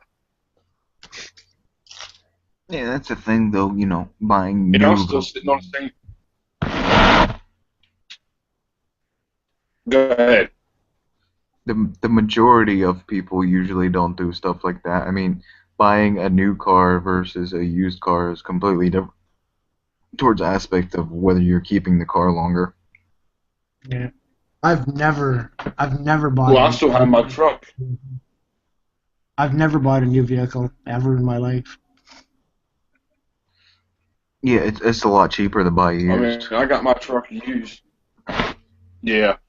I bought my truck used, and I got it paid off after 5 years, and I still have it.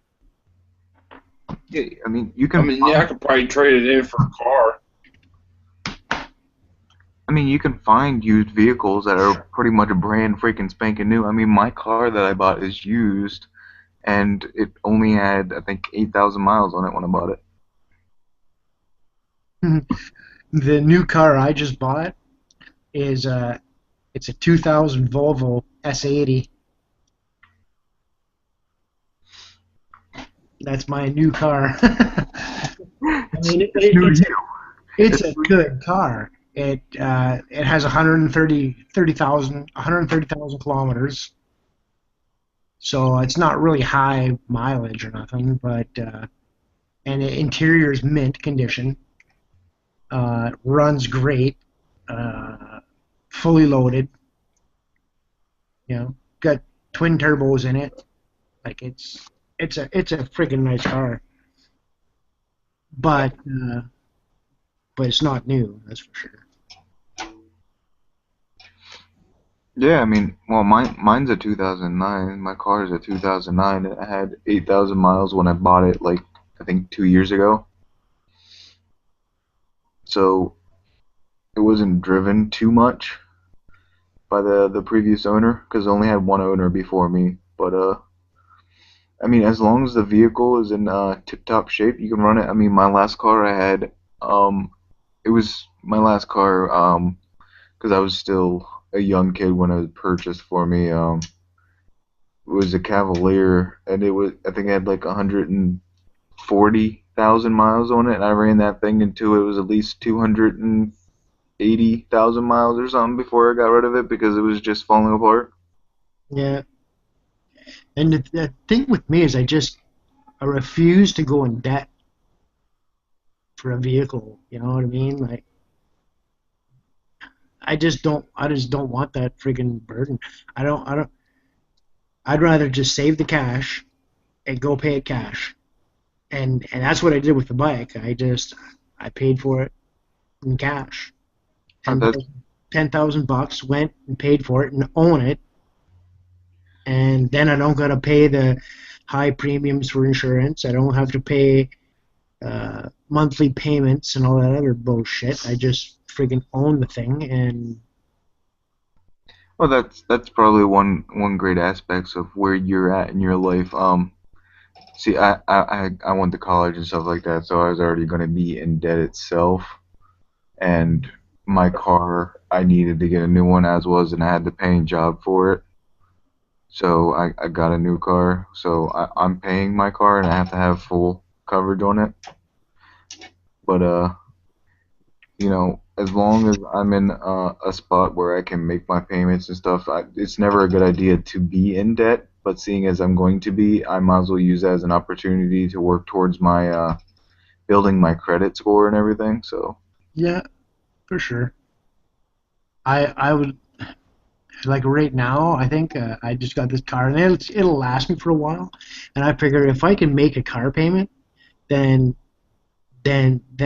I'm better off to make that car payment to myself, throw it in a savings account where it's making me interest, and then in 5 years when I have enough to, because that's standard, uh, this a pretty standard Life of a car. time frame for amount of a loan, right? Well, 5 years, a 5-year loan. So if I make that car payment to myself and put it in my bank, and then just go to the friggin' car lot and write a damn check, you know, and own it. yeah, I mean, yeah, you can do that. I see no wrong aspects in that. Um, if you Well, had money, I mean, a lot of I times, bought my bike. I bought my bike without. a What's lot of that, times if Matt? you go some to a lot of times if you go to like a car lot cash, most likely they'll also give you a discount on the price of the vehicle, comparing to have to go through getting a loan. Yeah, kind of the ball's a little more in your favor to wheel and deal, I suppose. But it all comes down to need too. If you really want a car or a truck or a bike or anything, and they make it so damn appealing and appetizing, and it's like you can walk out of this store with that new thing right now, and you don't even have to pay a cent. And you know, it's like I fell into that trap. 0% APR. I fell into that trap bad. Like I got a house, and then I got a four wheeler, and then I got a freaking snowmobile, and then I got a you know max out the credit cards, and it all looked great on paper. But then I can't even afford to friggin' uh, put gas in the damn things because the freaking bills were so freaking high. They can't enjoy it anyway. Like, Yeah, you have to know financially what you can, where you can put yourself, and how it might work out for your advantage and everything. yeah, But and a snowmobile is probably more suited for in your area. I don't. Well, obviously Canada. I'm sure you guys get snow most of the all the damn time. Besides when it comes to actual summertime. But here, I mean, when I was growing up, when I was a little kid, snowmobile had a purpose. I mean, people had them and you could actually use them. But nowadays, when it comes to a snowmobile, you might as well just buy a four wheeler because you use that in the snow more often. I mean, if there ever is snow. yeah. And it's getting that way around here too. Like this. this past winter was brutally, brutally vicious, and it was the best snowmobile winter in freaking 7 years. But but like even the year before that, before last was, man, there wasn't even snow until I think February, and in March I was riding the bike again. So it's kind of a waste again to have the damn thing, but It's that there damn global warming. well, I'd say bring it on. It's still too damn cold to ride here. I mean, it's just starting now to like the snow is gone, but it's just starting to get a very slightly more favorable now. Like it was 20. I think we got 20 degrees Celsius to look forward to for tomorrow. So I don't know what that is, 50 or well 50 Fahrenheit or something. I can't think of the conversion. I can tell you the mathematics behind how you transfer in between the two, but I can't explain to you the exact value that'll be Yeah, out. I usually if I'm not looking at a thermometer or something, or I have to Google it. Well, I know the calculation based off of when it came to having to do the differences between Fahrenheit and Celsius when I was doing programming, and we had to do temperature programming, so we had to remember the actual freaking formula for the damn thing, but I can't tell you exactly how to mathematically turn that value out for you. I could tell you the actual decimals or anything. Now you talking 20 now degrees you Celsius talking about is 68 Fahrenheit. So yeah, because I just looked at my thing and said 50 degrees Celsius, like roughly 120 to holy cow. 125 degrees Fahrenheit. Holy fuck. It's never been that hot. If it's 50 degrees Fahrenheit or Celsius here, man, it would be dead.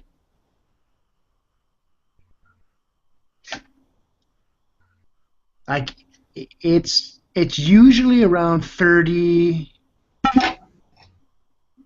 like maybe 30, 31, 32 degrees max in the summertime. So and that's above, That's around 100 degrees Fahrenheit. yeah, yeah.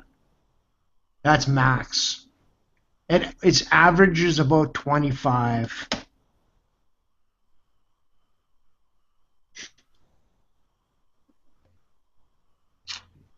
And that works out to about 77 Fahrenheit. That's about a good average temperature in the summertime here. Yeah, that's the thing. We've only ever really gotten up to about 100 degrees here. I've never really ever seen anything above 100 degrees here. Now that's Fahrenheit itself. Yeah. So, I mean, Well, well, yeah, we have humidity though. So, Yeah, I got huge humidity. Well, where are you training, Wheels? New York. Oh yeah, well, you're not too far off from where I am. I'm in Sault Ste. Marie, so Yeah, I was you're saying not. you're saying you're having like 20 degrees C or whatever 50 degrees C or whatever that you're having, but I was saying that like we don't even get up to about 100 degrees Fahrenheit itself. So, Yeah. but like right now, I mean, we're seeing 80 degrees already, and we're Really? still yeah, we're having 80 degrees already weather, and this is Fahrenheit though, so Right. And that'd be 30 here yeah. Celsius. So I don't even know what we could even expect when it comes to summer itself because usually, I mean, it's only spring and it really hasn't gotten spring out yet. Man. like 95 to 100 degrees Fahrenheit, and then calculate the humidity depending on what that would be. So you're probably looking at Like July and August, I think is like the hottest months here. Uh, I'm I think thinking, wind index is like usually around 125. Oh shit! I think I would die. no, you just gotta put on your AC or trick around naked. I mean, like that's Yeah, when it's that hot. It's like you don't even on the bike wearing a tank top. The air is hot. oh yeah. Yeah.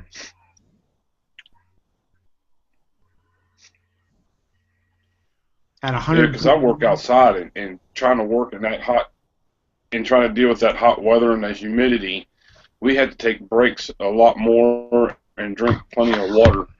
Oh yeah, you could be doing 80 miles an hour with no shirt on your bike, and the wind would be hotter.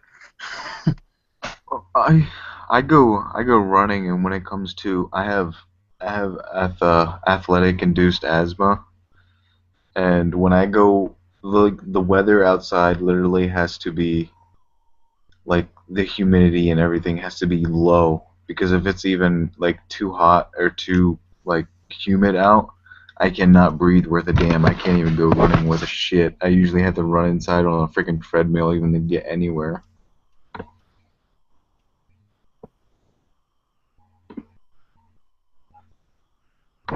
That being said, though, I'm sure damn looking forward to some warmer weather. But not too hot. But not too hot. Yeah. The perfect riding weather. The perfect. Yeah, that's what I like about 25, man. I don't 25, know, 25 is perfect. yeah, the 60 to 70 degrees Fahrenheit is like gorgeous. With 0% humidity, yeah. Yeah, 75, 80 even.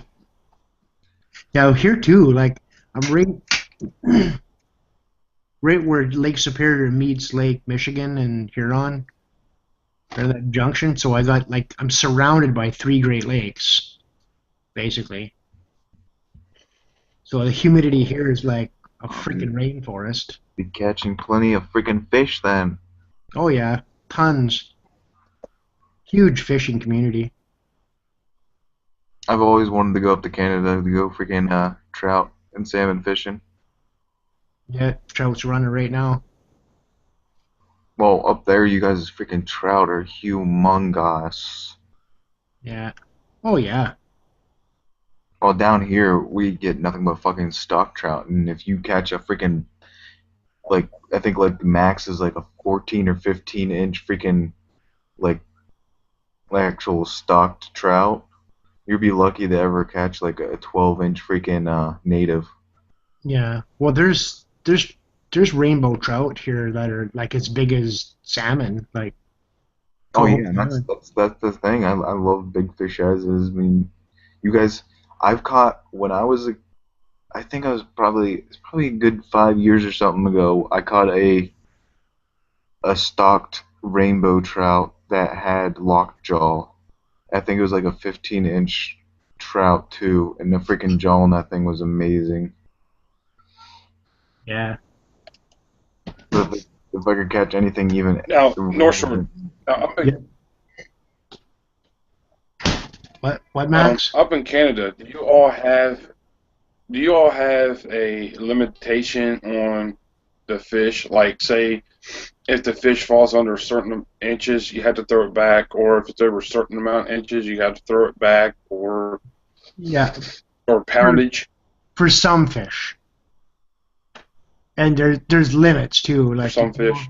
you're only allowed like six fish or and and some fish there'll be you're allowed two of one kind and two of another and one has to be like you're allowed one over a certain length and one under a certain length.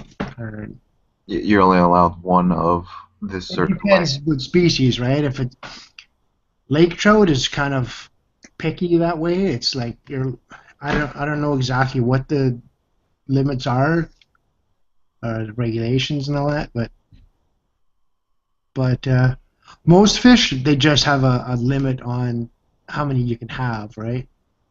They don't limit size. Yeah, well, down here, I mean, we have a limit on size itself, depending on the fish themselves. I mean, depending on the type of fish, and then also depending on what fish you're fishing for. You have a various count wise what you can catch, and then you have seasons too. Yeah, So same same thing here. yeah, but they also have something like you can only catch like one trout that is above 10 inches long, but you're allowed to catch 5 trout total for a day.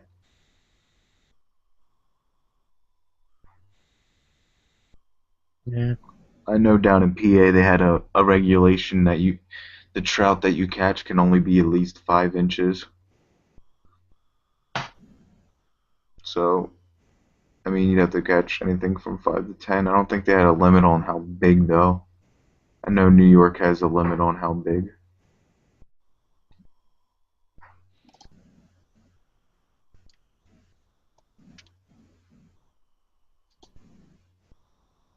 Have you ever Dave, have you ever gone like sea fishing, ocean fishing?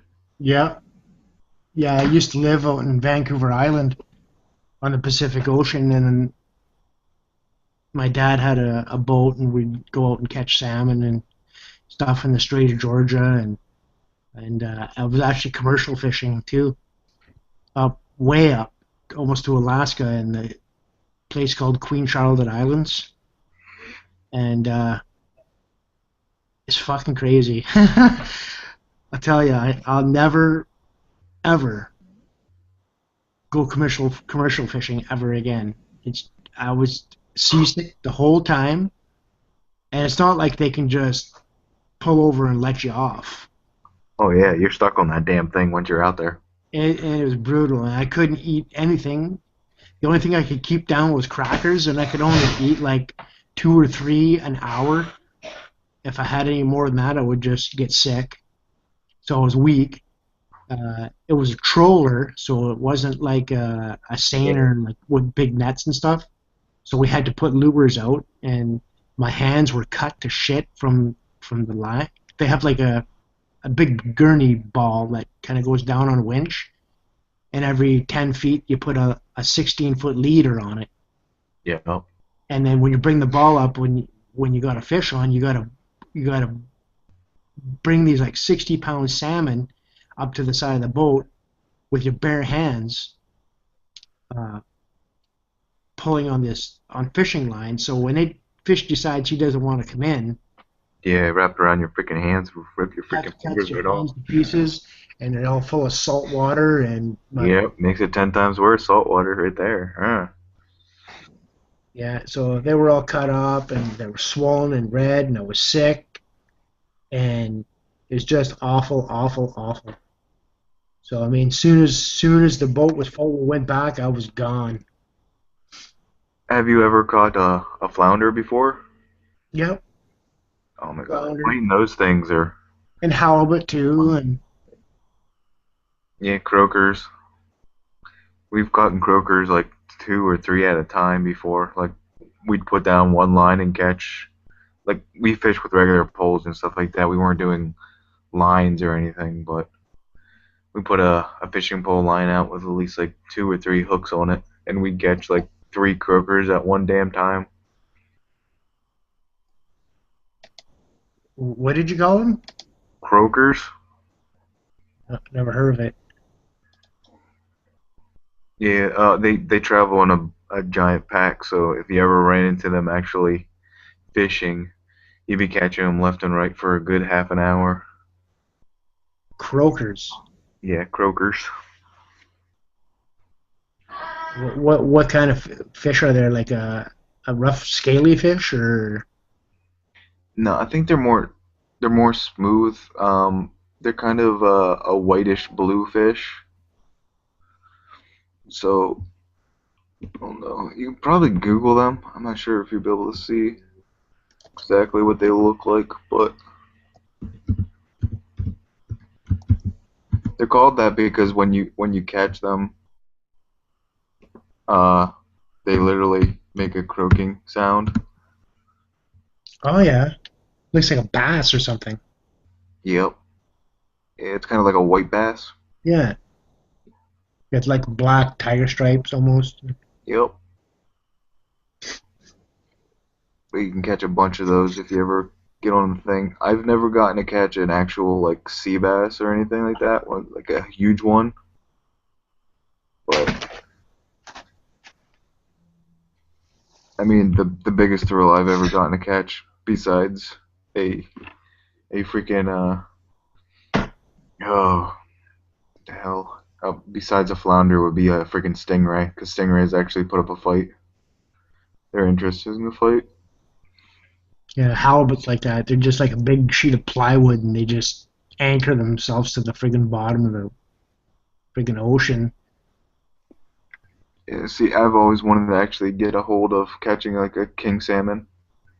Oh, they're great.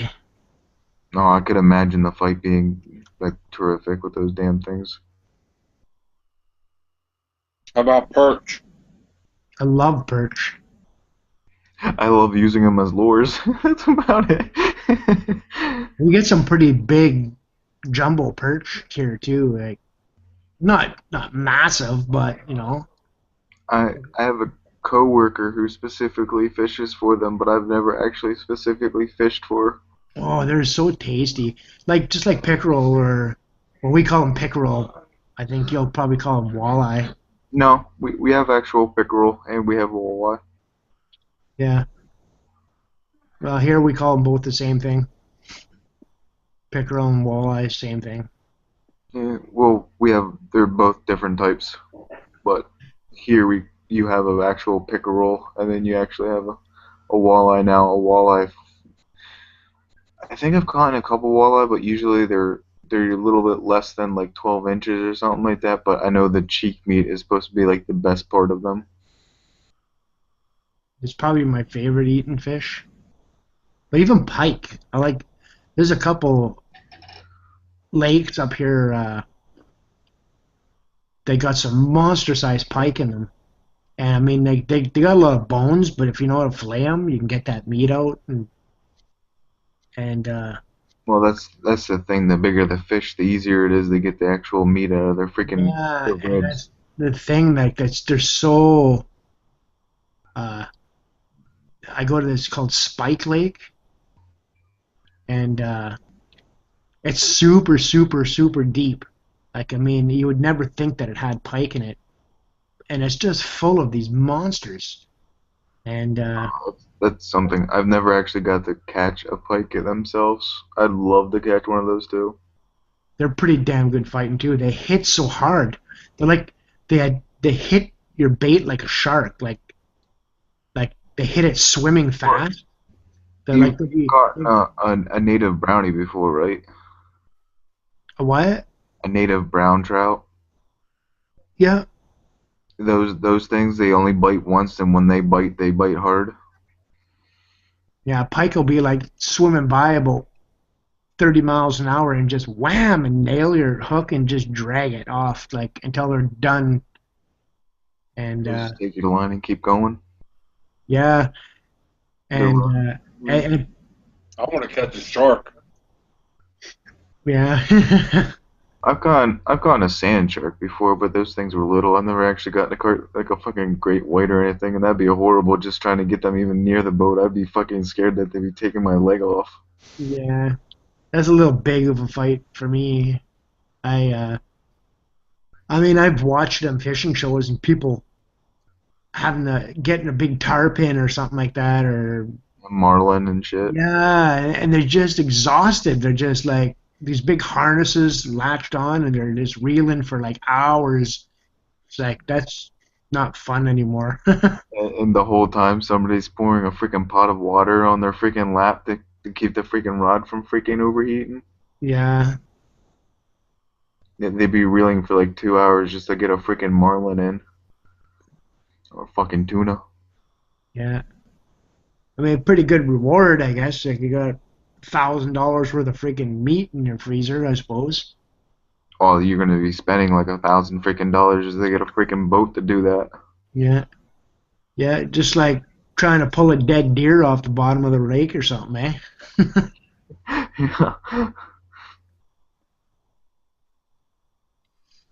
Spending a pretty penny to get a freaking to chart a boat just to go freaking catch one freaking if you're even lucky too. That's the thing. You Yeah. want to chart a boat, you have to pay like almost a freaking grand there you freaking go out to catch anything. That's not even guaranteeing that you will catch anything. No.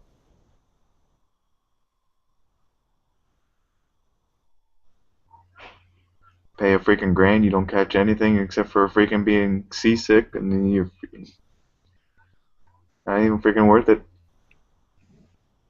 I like hunting better than fishing anyway. Yeah, Not not big game. Like well, I I would love to get an elk or a mule deer. I would like to go deer hunting. I How just about never a have. deer? And everybody around here likes to go moose hunting, but it's just not for me. I think, yeah, but that's the thing. When it comes to moose hunting, there's a lot of wasted meat because usually you can't trail that all out No, unless your guys are taking all four wheelers and shit out. Usually, most people oh yeah, I know in like Colorado and stuff like that, when you get a moose, you take about as much meat as you can, but usually there's a lot that's left behind. no, everybody I know gets it all. But well, they dress it right there, right? And they get it out either on horseback or Well, you have to do it quickly, otherwise the meat will rot because you got to get that skinned. yeah, yeah, usually gut it and Well, not skin only it, that, but you got other wildlife. and you quarter it. And when you haven't quarter it, you gotta get it out in quarters, eh? Oh, around See, I usually butcher all my own deer meat and stuff, and I haven't gone hunting last year because I moved up here. I haven't found a hunting land yet. But usually when it comes to deer and stuff, we shoot them, we'll gut them, and we'll let them sit for the day while we're still hunt. But then we'll drag them out and we're de-skin them at home, um, and then let them hang for a night before we start cutting them up. Oh yeah, because people here let them hang for a week. Yeah, we let them hang for a night, 'cause usually by the deer hunting season is usually cold out. Yeah, And it's usually when you can leave them hang outside. Uh, I mean, obviously, not if you live near the woods, you can't let them hang outside, but you can hang them in your garage or whatever, and let them bleed out. You let all the blood drain, and then you let them freeze, and then the next day you come out, we cut them all up. We get steaks and send everything. We take whatever meat that we can, put them into piles for making burger or getting rings or whatever made. yeah. Deer bologna and deer jerky is probably the best. I, Yeah, I yeah. like I like small game hunting the best because it's something I can do. I can do it every friggin' day. You know, it's I go out. I love like grouse and partridge, and I don't know. I can go every day and do it. Depending on the small game, I mean, we have seasonal for small game too. I mean, Well, yeah, that's what I meant. I can't go every day, I guess, but Rabbit is open. Uh, it's only closed for the month of June where I live. So the other 11 months it's open.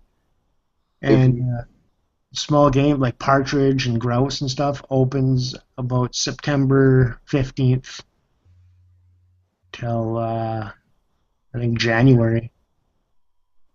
I mean, if you can limit out on rabbit, that's fine. I mean, it's the same thing with squirrel. Now, if you can limit out on them, go right ahead. I mean, we have one season that squirrel and rabbit and stuff like that will come in at the same time. But if you can limit out on them, that's good. But I mean, going hunting and only seeing one squirrel and shooting one damn squirrel, not so big on having the clean one squirrel. Yeah. No. And well, for me, it's what I like about it. It's I don't even care necessarily if I get anything, but I go with my son and it's spending that time together. Like like you can go all year and not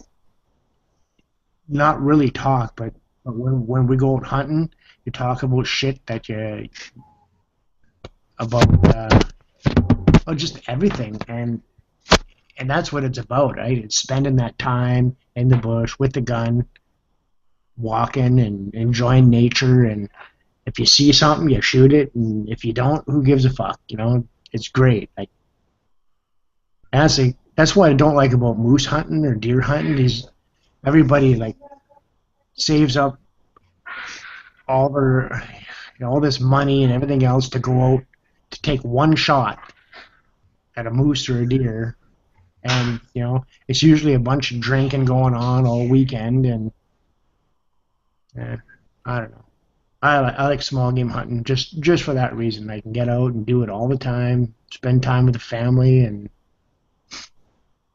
Oh, well, even it doesn't really matter what season you go out for, but usually the experience of being out in the wilderness and watching, even if the game's not in, say you're hunting for deer and you have all the other animals walking around you that aren't in. I mean, you get the experience of the wilderness itself without having to actually kill the animals. yeah, I mean, there's nothing like sitting in there, sitting in the bush, waiting for a freaking deer to go by while you watch a whole flock of freaking turkeys walk around you. yeah. Being all quiet and shit and just blending into the trees, eh? Yeah, don't even talk, just to watch the freaking turkeys. I I, mean, Yeah. I'd shoot him anyway.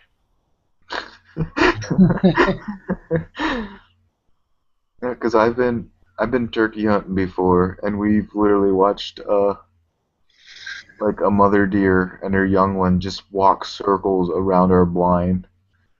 Like they turn and snort because the mom could smell us, but she didn't know where we were. It was just interesting to watch. We just got a turkey season open around here called a place called St. Joe's Island, which they were reintroduced. There was kind of a swap. They took some Canadian moose and brought them down south into Michigan and traded them for some turkeys and brought them to this island, and they're really doing well. We had a pretty bad winter, so I don't know now. They let it grow for about 10 years, and it finally opened up a season last year. Yeah, that's usually what they have to do. I mean, see up here in New York, it doesn't seem like if I can find a spot to go hunting, it seems like hunting season should be very good because literally in the apartment I live in, I can literally open up my blinds and there'd be a freaking deer standing in my freaking apartment almost. See, I would never ever guess that in New York.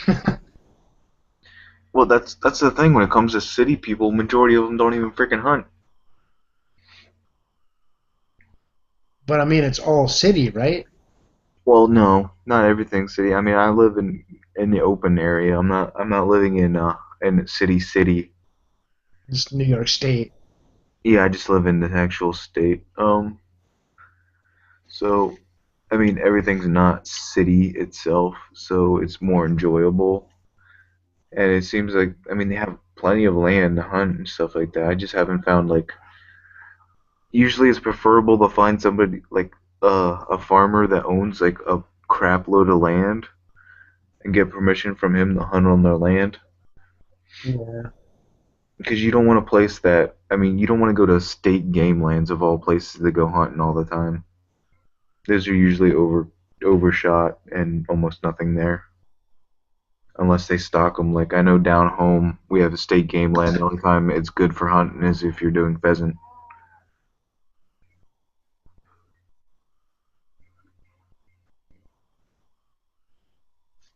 Yeah.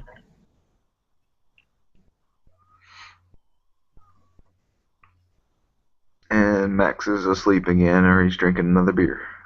Yeah. Done with beer. He's done did. Pick your choice. What do you want me to do? Start drawing on your face, Maxidom. Well, I'm gonna sign out here because I gotta go to bed and I gotta get up at 6. Go to work. Well, thanks for coming back in. Yeah. Good Yep. talking with you guys. Nice to see you again, North. Yeah. Oh, I just subbed you there too, Training Wheels. Yeah, I seen that.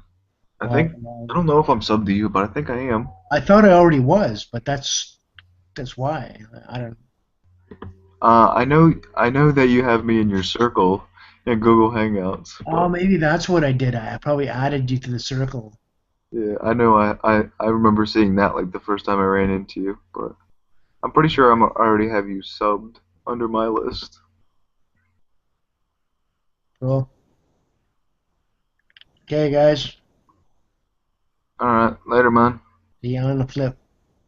Yep, All right, see you around. later.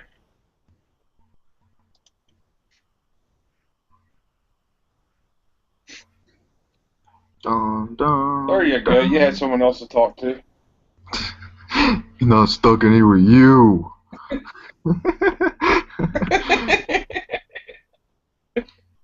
He actually stayed in longer than he was thinking of staying in. Yeah, I guess so. It's about time, Mr. Maxidom, you got me another date. God.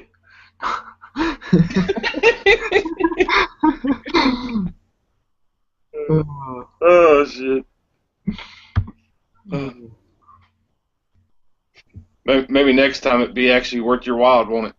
Yeah, next time I won't decide to go to sleep. Nah, next weekend I'll be elsewhere. I won't be able to get on. Yeah. Be Weekend just lonely old me. Yeah, leave you to talk by yourself to yourself. Oh, like Llama Goose told me, he said, I'm the moto vlogger, Dr. Phil. You're the motovlogger, Dr. Phil. So, Yeah. Yeah, because those first two hangouts I did, I just sat there and talked to myself because I didn't get anybody. you know, when people call you a douchebag, have you ever thought maybe it's because you're a douchebag? No, it's just because I don't give a shit. Fuck you, Dr. Phil.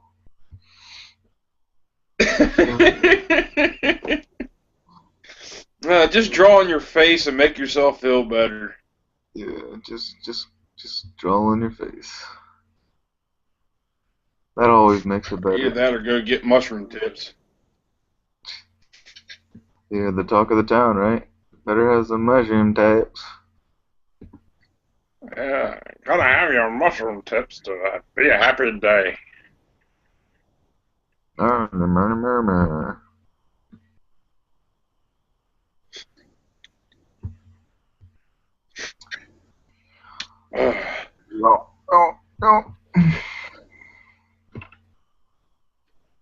Stop playing with yourself.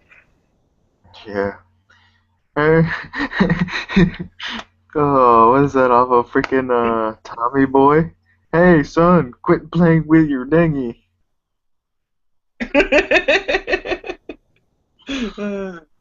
Oh, was it, I think it was that first scary movie, and that one guy was in the bedroom, and his sister, she's like, Mommy said stop playing, using the vacuum to jack off, or something like that. Or he's like, don't mess with me while I'm cleaning my room. I told you not to bother me while I'm cleaning my room. And Mom said, quit putting your dick in the vacuum cleaner.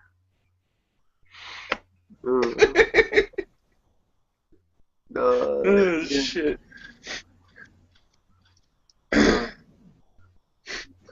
Yeah, they had an end credit on that movie where he comes out of his bedroom in the vacuum cleaner and he has a boner and everything. Oh, really? Yeah, there's an end Thank clip. If God you I watch didn't it see the it. whole, yeah, if you watch it the whole way through, he comes out in his like a whitey tighties and his tight shirt, and he's holding the vacuum cleaner in one hand, and he comes running out. What? I told you I'm cleaning my room. Well, that was in the movie. It wasn't at the end, unless they showed you that part again at the end. There's another part at the end if you keep watching.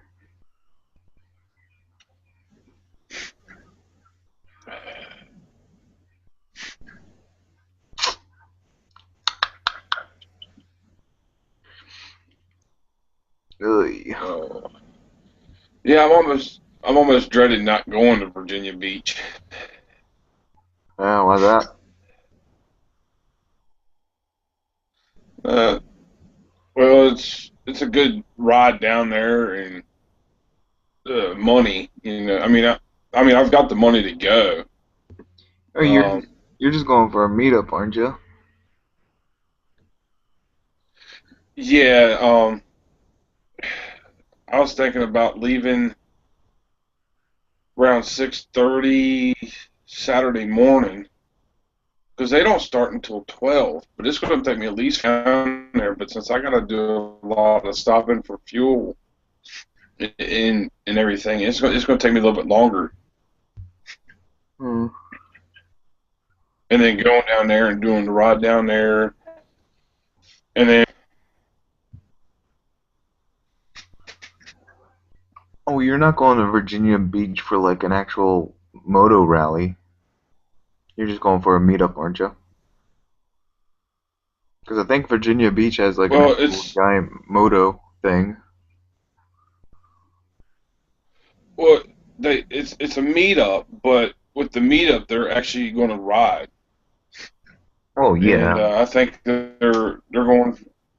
I mean, I think it starts at 12, like we call it like a dinner thing that goes from 4 to 8,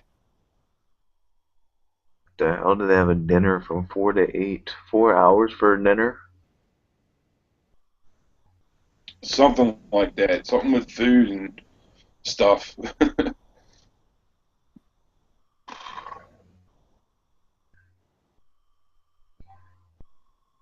Yeah. Yeah, I don't know exactly how many people are going to be down there, but I know Yummy. Um, damn, what was that other Yummy one? pretty much lives there, so Yeah. isn't that his meetup? What was it? Huh? Isn't that his meetup? What was it? Oh, what's that other guy? I forgot his other name. Uh, Anunnaki. no, it was like NJ or J something. Oh,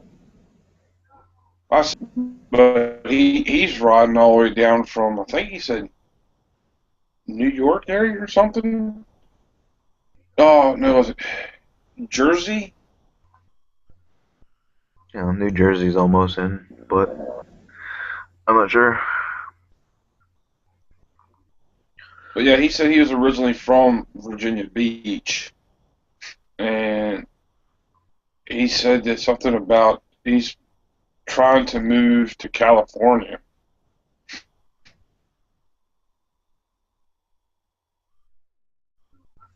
Yeah. No clue.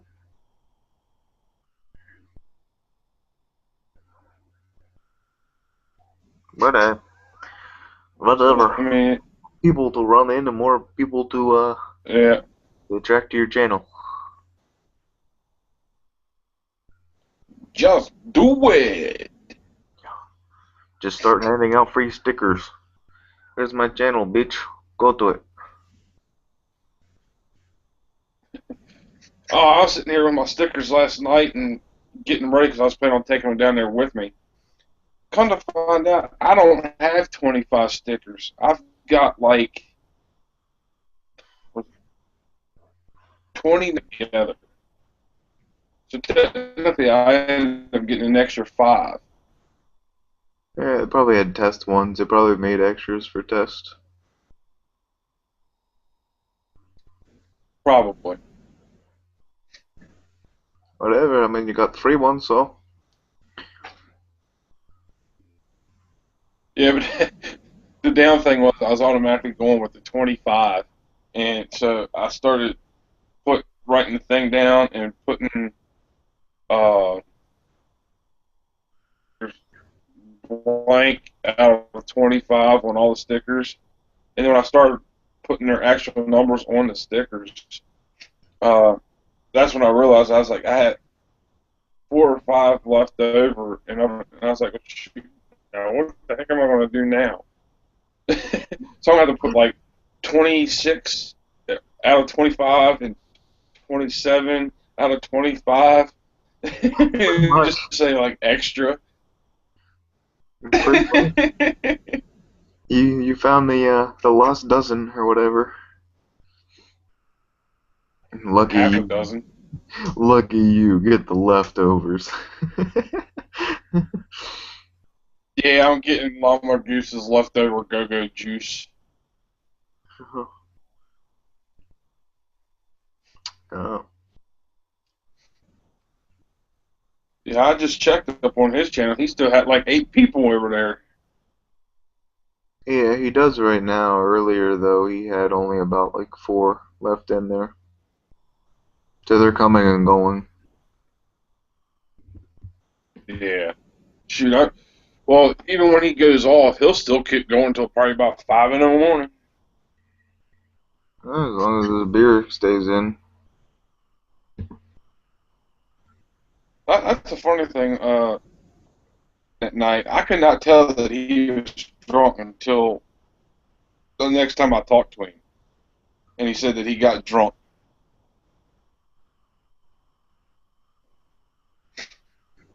Yeah. Pause. No, shut up. Nobody told you to talk. Yeah. I mean, Wait, talking to your kitty cat? yeah, my kitty cat. I don't got no damn dogs or cats. I live here alone by myself, all alone. No, I'm talking to you too. Oh, North Shore posted on one of my videos, so I was gonna post back to him, and it brings up the video itself. So I had to mute it real quick. I like to yell at things. okay. I like to yell at inanimate things. Makes me feel better.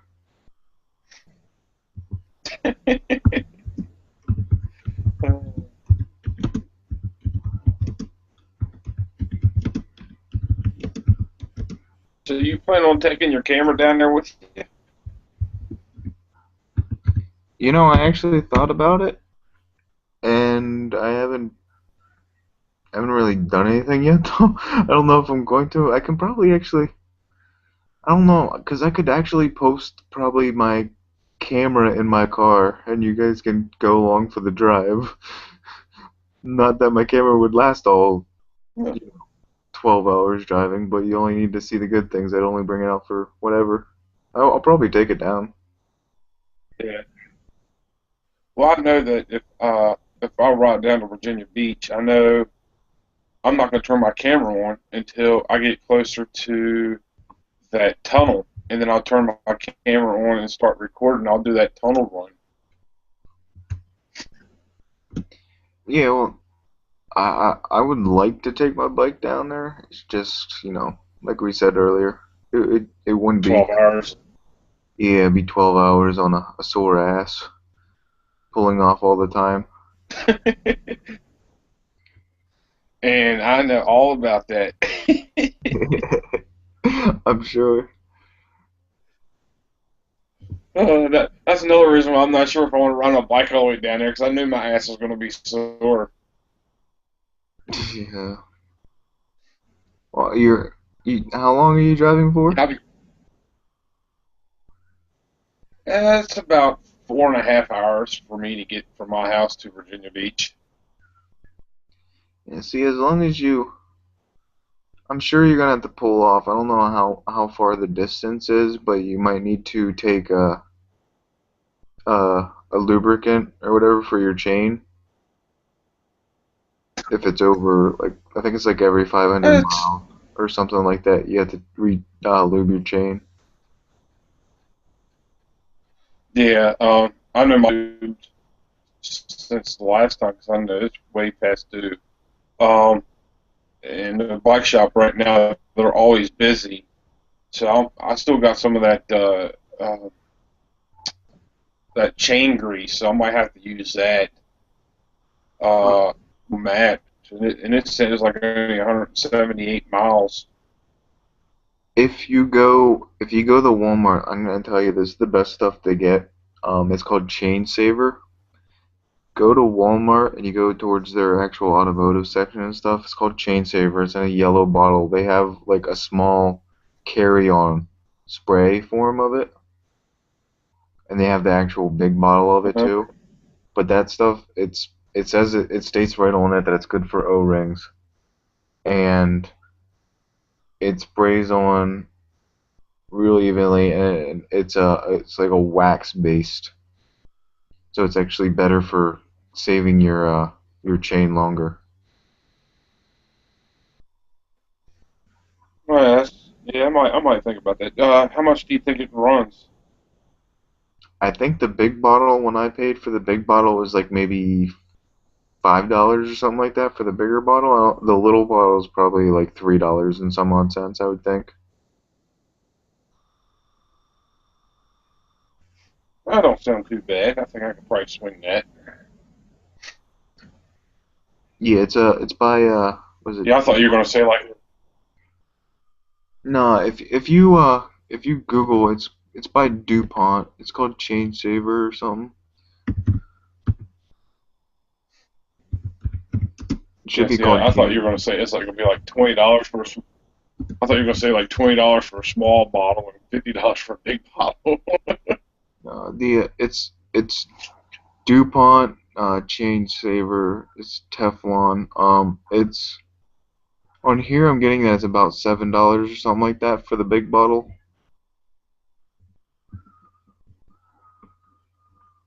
But it comes in a smaller, like 4 ounce or something like that. 4 ounce or 3 ounce of it. So it's probably gonna run you about maybe like max $7 for the bigger can, and the Yeah, smaller can and should that's gonna only last you a cost you lot like, longer though too. yeah, it'll last you a heck of a lot. But if you just want something to go with you for travel size, the smaller one will probably. I mean, you could probably take the big one in the back of your thing anyways. But that's the stuff I use. It works good. Talk good. Yeah, it works good. That off Bruce Almighty. You know it, man. Gotta steal everything you gotta steal all and the time. It was good. that's funny when that's the funny thing when Jennifer Aniston look bigger than you. He's like, no. Uh, yep. What is it? Oh, it's real good.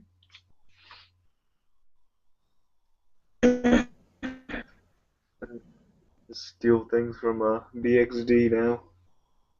It's real good. Chill. Chill. Cha cha cha chia. Chia pet. Maybe I should go ahead and put on a bra and ride down there to Virginia Beach wearing a bra. In a wig. Nah, I ain't gonna put the wig on. Why did you even suggest that? I never take my wig off.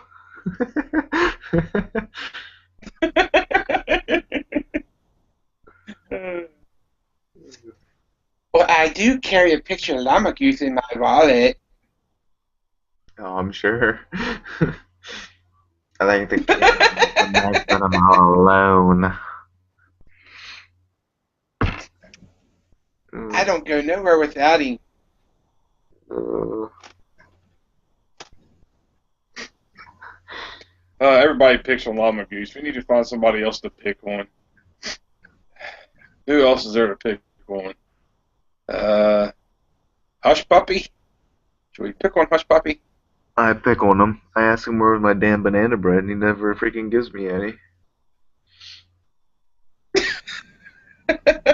I'm gonna make one video that suggests nothing but that. It's gonna be like a minute long video of me yelling at Hush Puppy, even though he's not even subbed to me. It's gonna be me yelling at him asking for my damn banana bread. Or you subbed to him?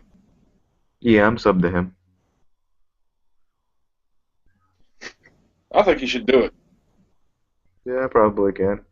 Tomorrow's supposed to be nice out. Maybe I'll go riding tomorrow. I'll just create a video that's just me yelling at Hush Puppy. Hush Puppy, where's my damn banana bread?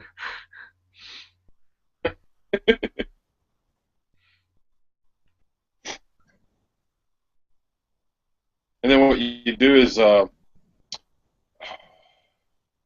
I can add him when I posted the Google Plus. When I shared the Google Plus, you can add people.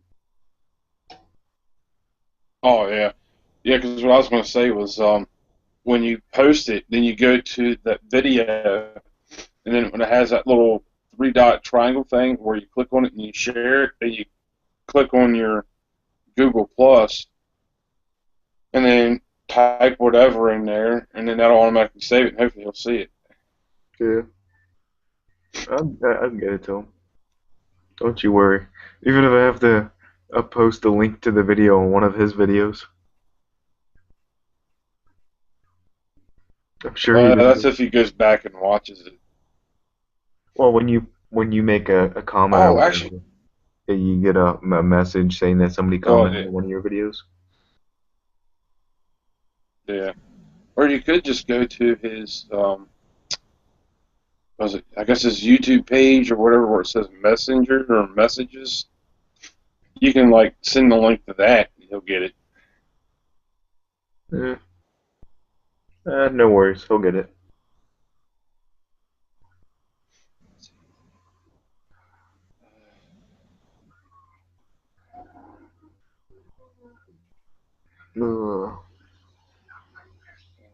I have to go into work though Well, tomorrow. shoot, I don't know who else to pick on. Who? Uh, I said I gotta go work in tomorrow. Well, you gotta go. Oh, you gotta go tomorrow. Yeah, 'cause I gotta make up for not going to work on Tuesday because I'm gonna take that day to drive the whole way down.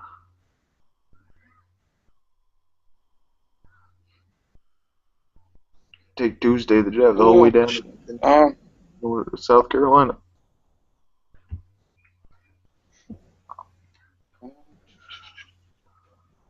yeah, just keep me posted. So I mean, like I say, if you decide to come down 81, um, and you know, if it's like close to 12 o'clock or something, you're going to be in my area. Just let me know, and then I'll try to meet you on my lunch break.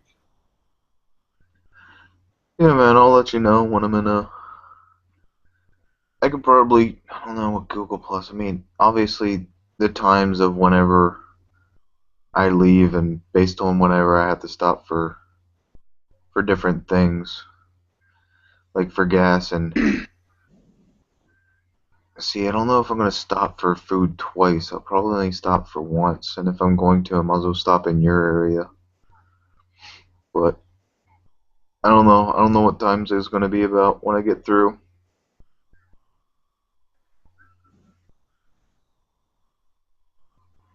I mean, 'cause like at work and stuff, I can usually push my lunchtime. I usually don't eat like whenever I go to work. I usually don't eat when I'm at work. I usually eat when I get home at like freaking 4 o'clock or something in the afternoon.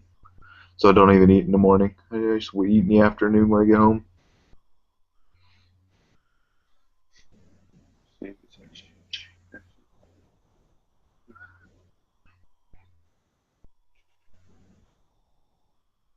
Well, I've been normally working 10 hours a day, so I would get off at 5:30 and let's see.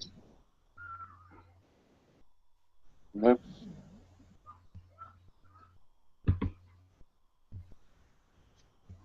I think it's going to take you a lot longer than 12 hours from where you are to South Carolina, because I think from where I live to South Carolina, you're looking at a minimum of 8.5 hours. I don't know. No, mine's all like interstate that I have to take down through, so I'm trying to think, because where I live, it takes me about 4.5 hours to get to Virginia Beach, and it also takes from my place to Hatteras Island, North Carolina. It's like 8 hours there. Uh,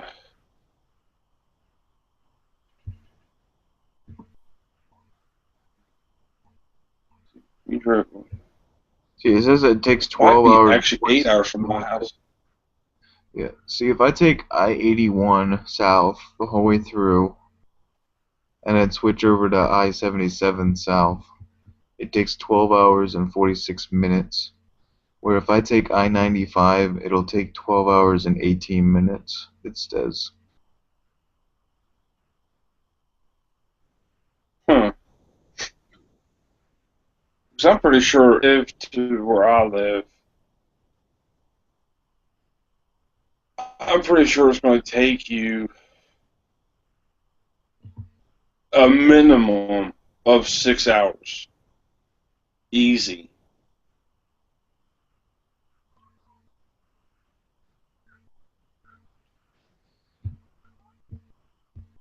Would you say you live somewhere by Charlottesville? Is that what it is?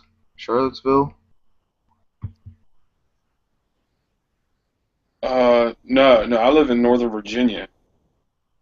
Yeah, Charlottesville's supposedly in Virginia. It's like center Virginia. It's by Richmond and stuff like that. That's like about 2.5 hours. Yeah, see, you're probably almost at the border of what Maryland and PA. Well, if you're coming down south, and Are if you you by get on Winchester? 81, huh? Are you by Winchester? I'm actually about 10 minutes south of Winchester.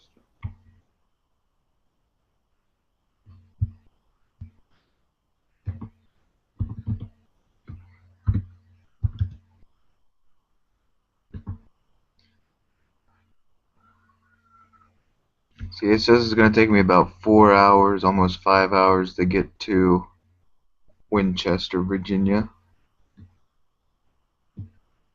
via 81. Wow. I would have thought it would take you a lot longer. 4 hours and 45 minutes.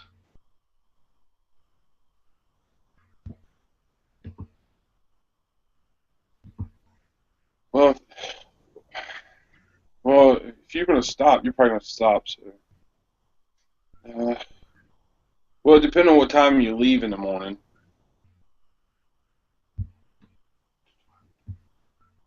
I'll probably leave at like 8 o'clock or something in the morning.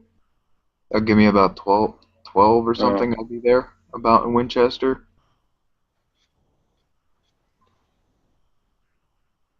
that'd be like a might. That's a big might because I mean, did you say what 4.5 hours? It'd make about it's probably about I think it's 4 hours and 45 minutes. So that put me there about 1 o'clock. Yeah, that's if you don't stop Well, and obviously depending I'm on stopping traffic. at gas, but other than that, it'd be driving straight.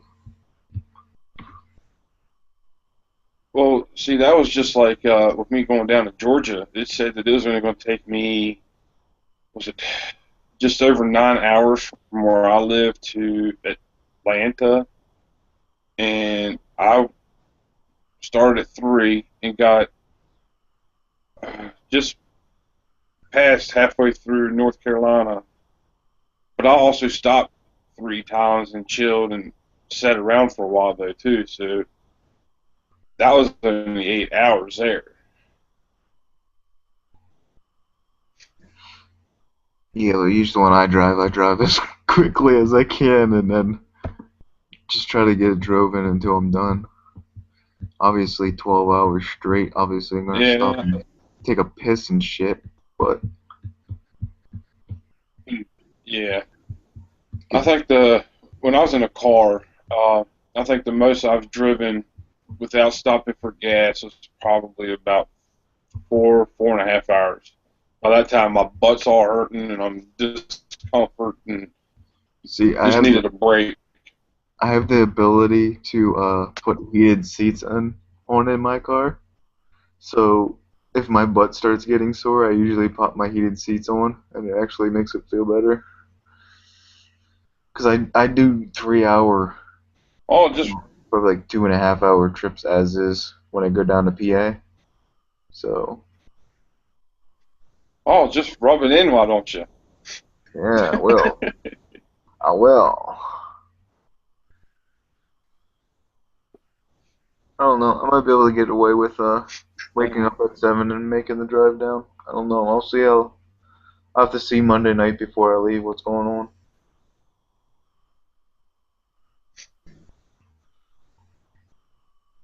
But Yeah, just like I said, just let me know. That way I know, to take, come out and meet you. yeah, obviously we have to find out if will will that area even be close to where you work though? Forget what the freaking place is called now. Actually, where I'm working at now, I'm working in Stevens City right now. I'm not that far, but we're almost done where we're at. So hopefully, I'm still working there on Tuesday. Um, but if I'm not, I'll let you know, and hopefully, I might be. I see. I can't tell you where I would be. Yeah, we can find out Monday night. I'll probably take 81 though the whole way down through, just to avoid Washington. Yeah, because you can stay on 81 and mark for 300, jump on 66, and follow that to exit 28, and then that'll take you on to 17, and then that'll bring you on to 95. Yeah, I can take 81 down, and then eventually it converts over to 77, I believe it is. And then 77 will take me the whole way down to Yeah, where I need to go. see, that's where I want to go down to Georgia. Yeah, that's mile marker 81 off of 81, and then that'll bring you on to 77. Yeah.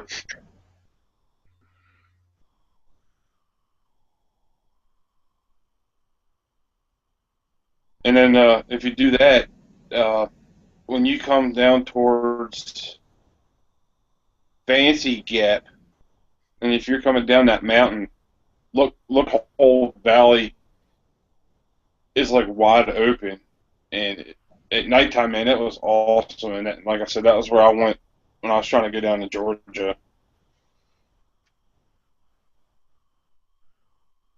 Yeah. I mean, I'll probably take my video camera and stuff, so see how she goes.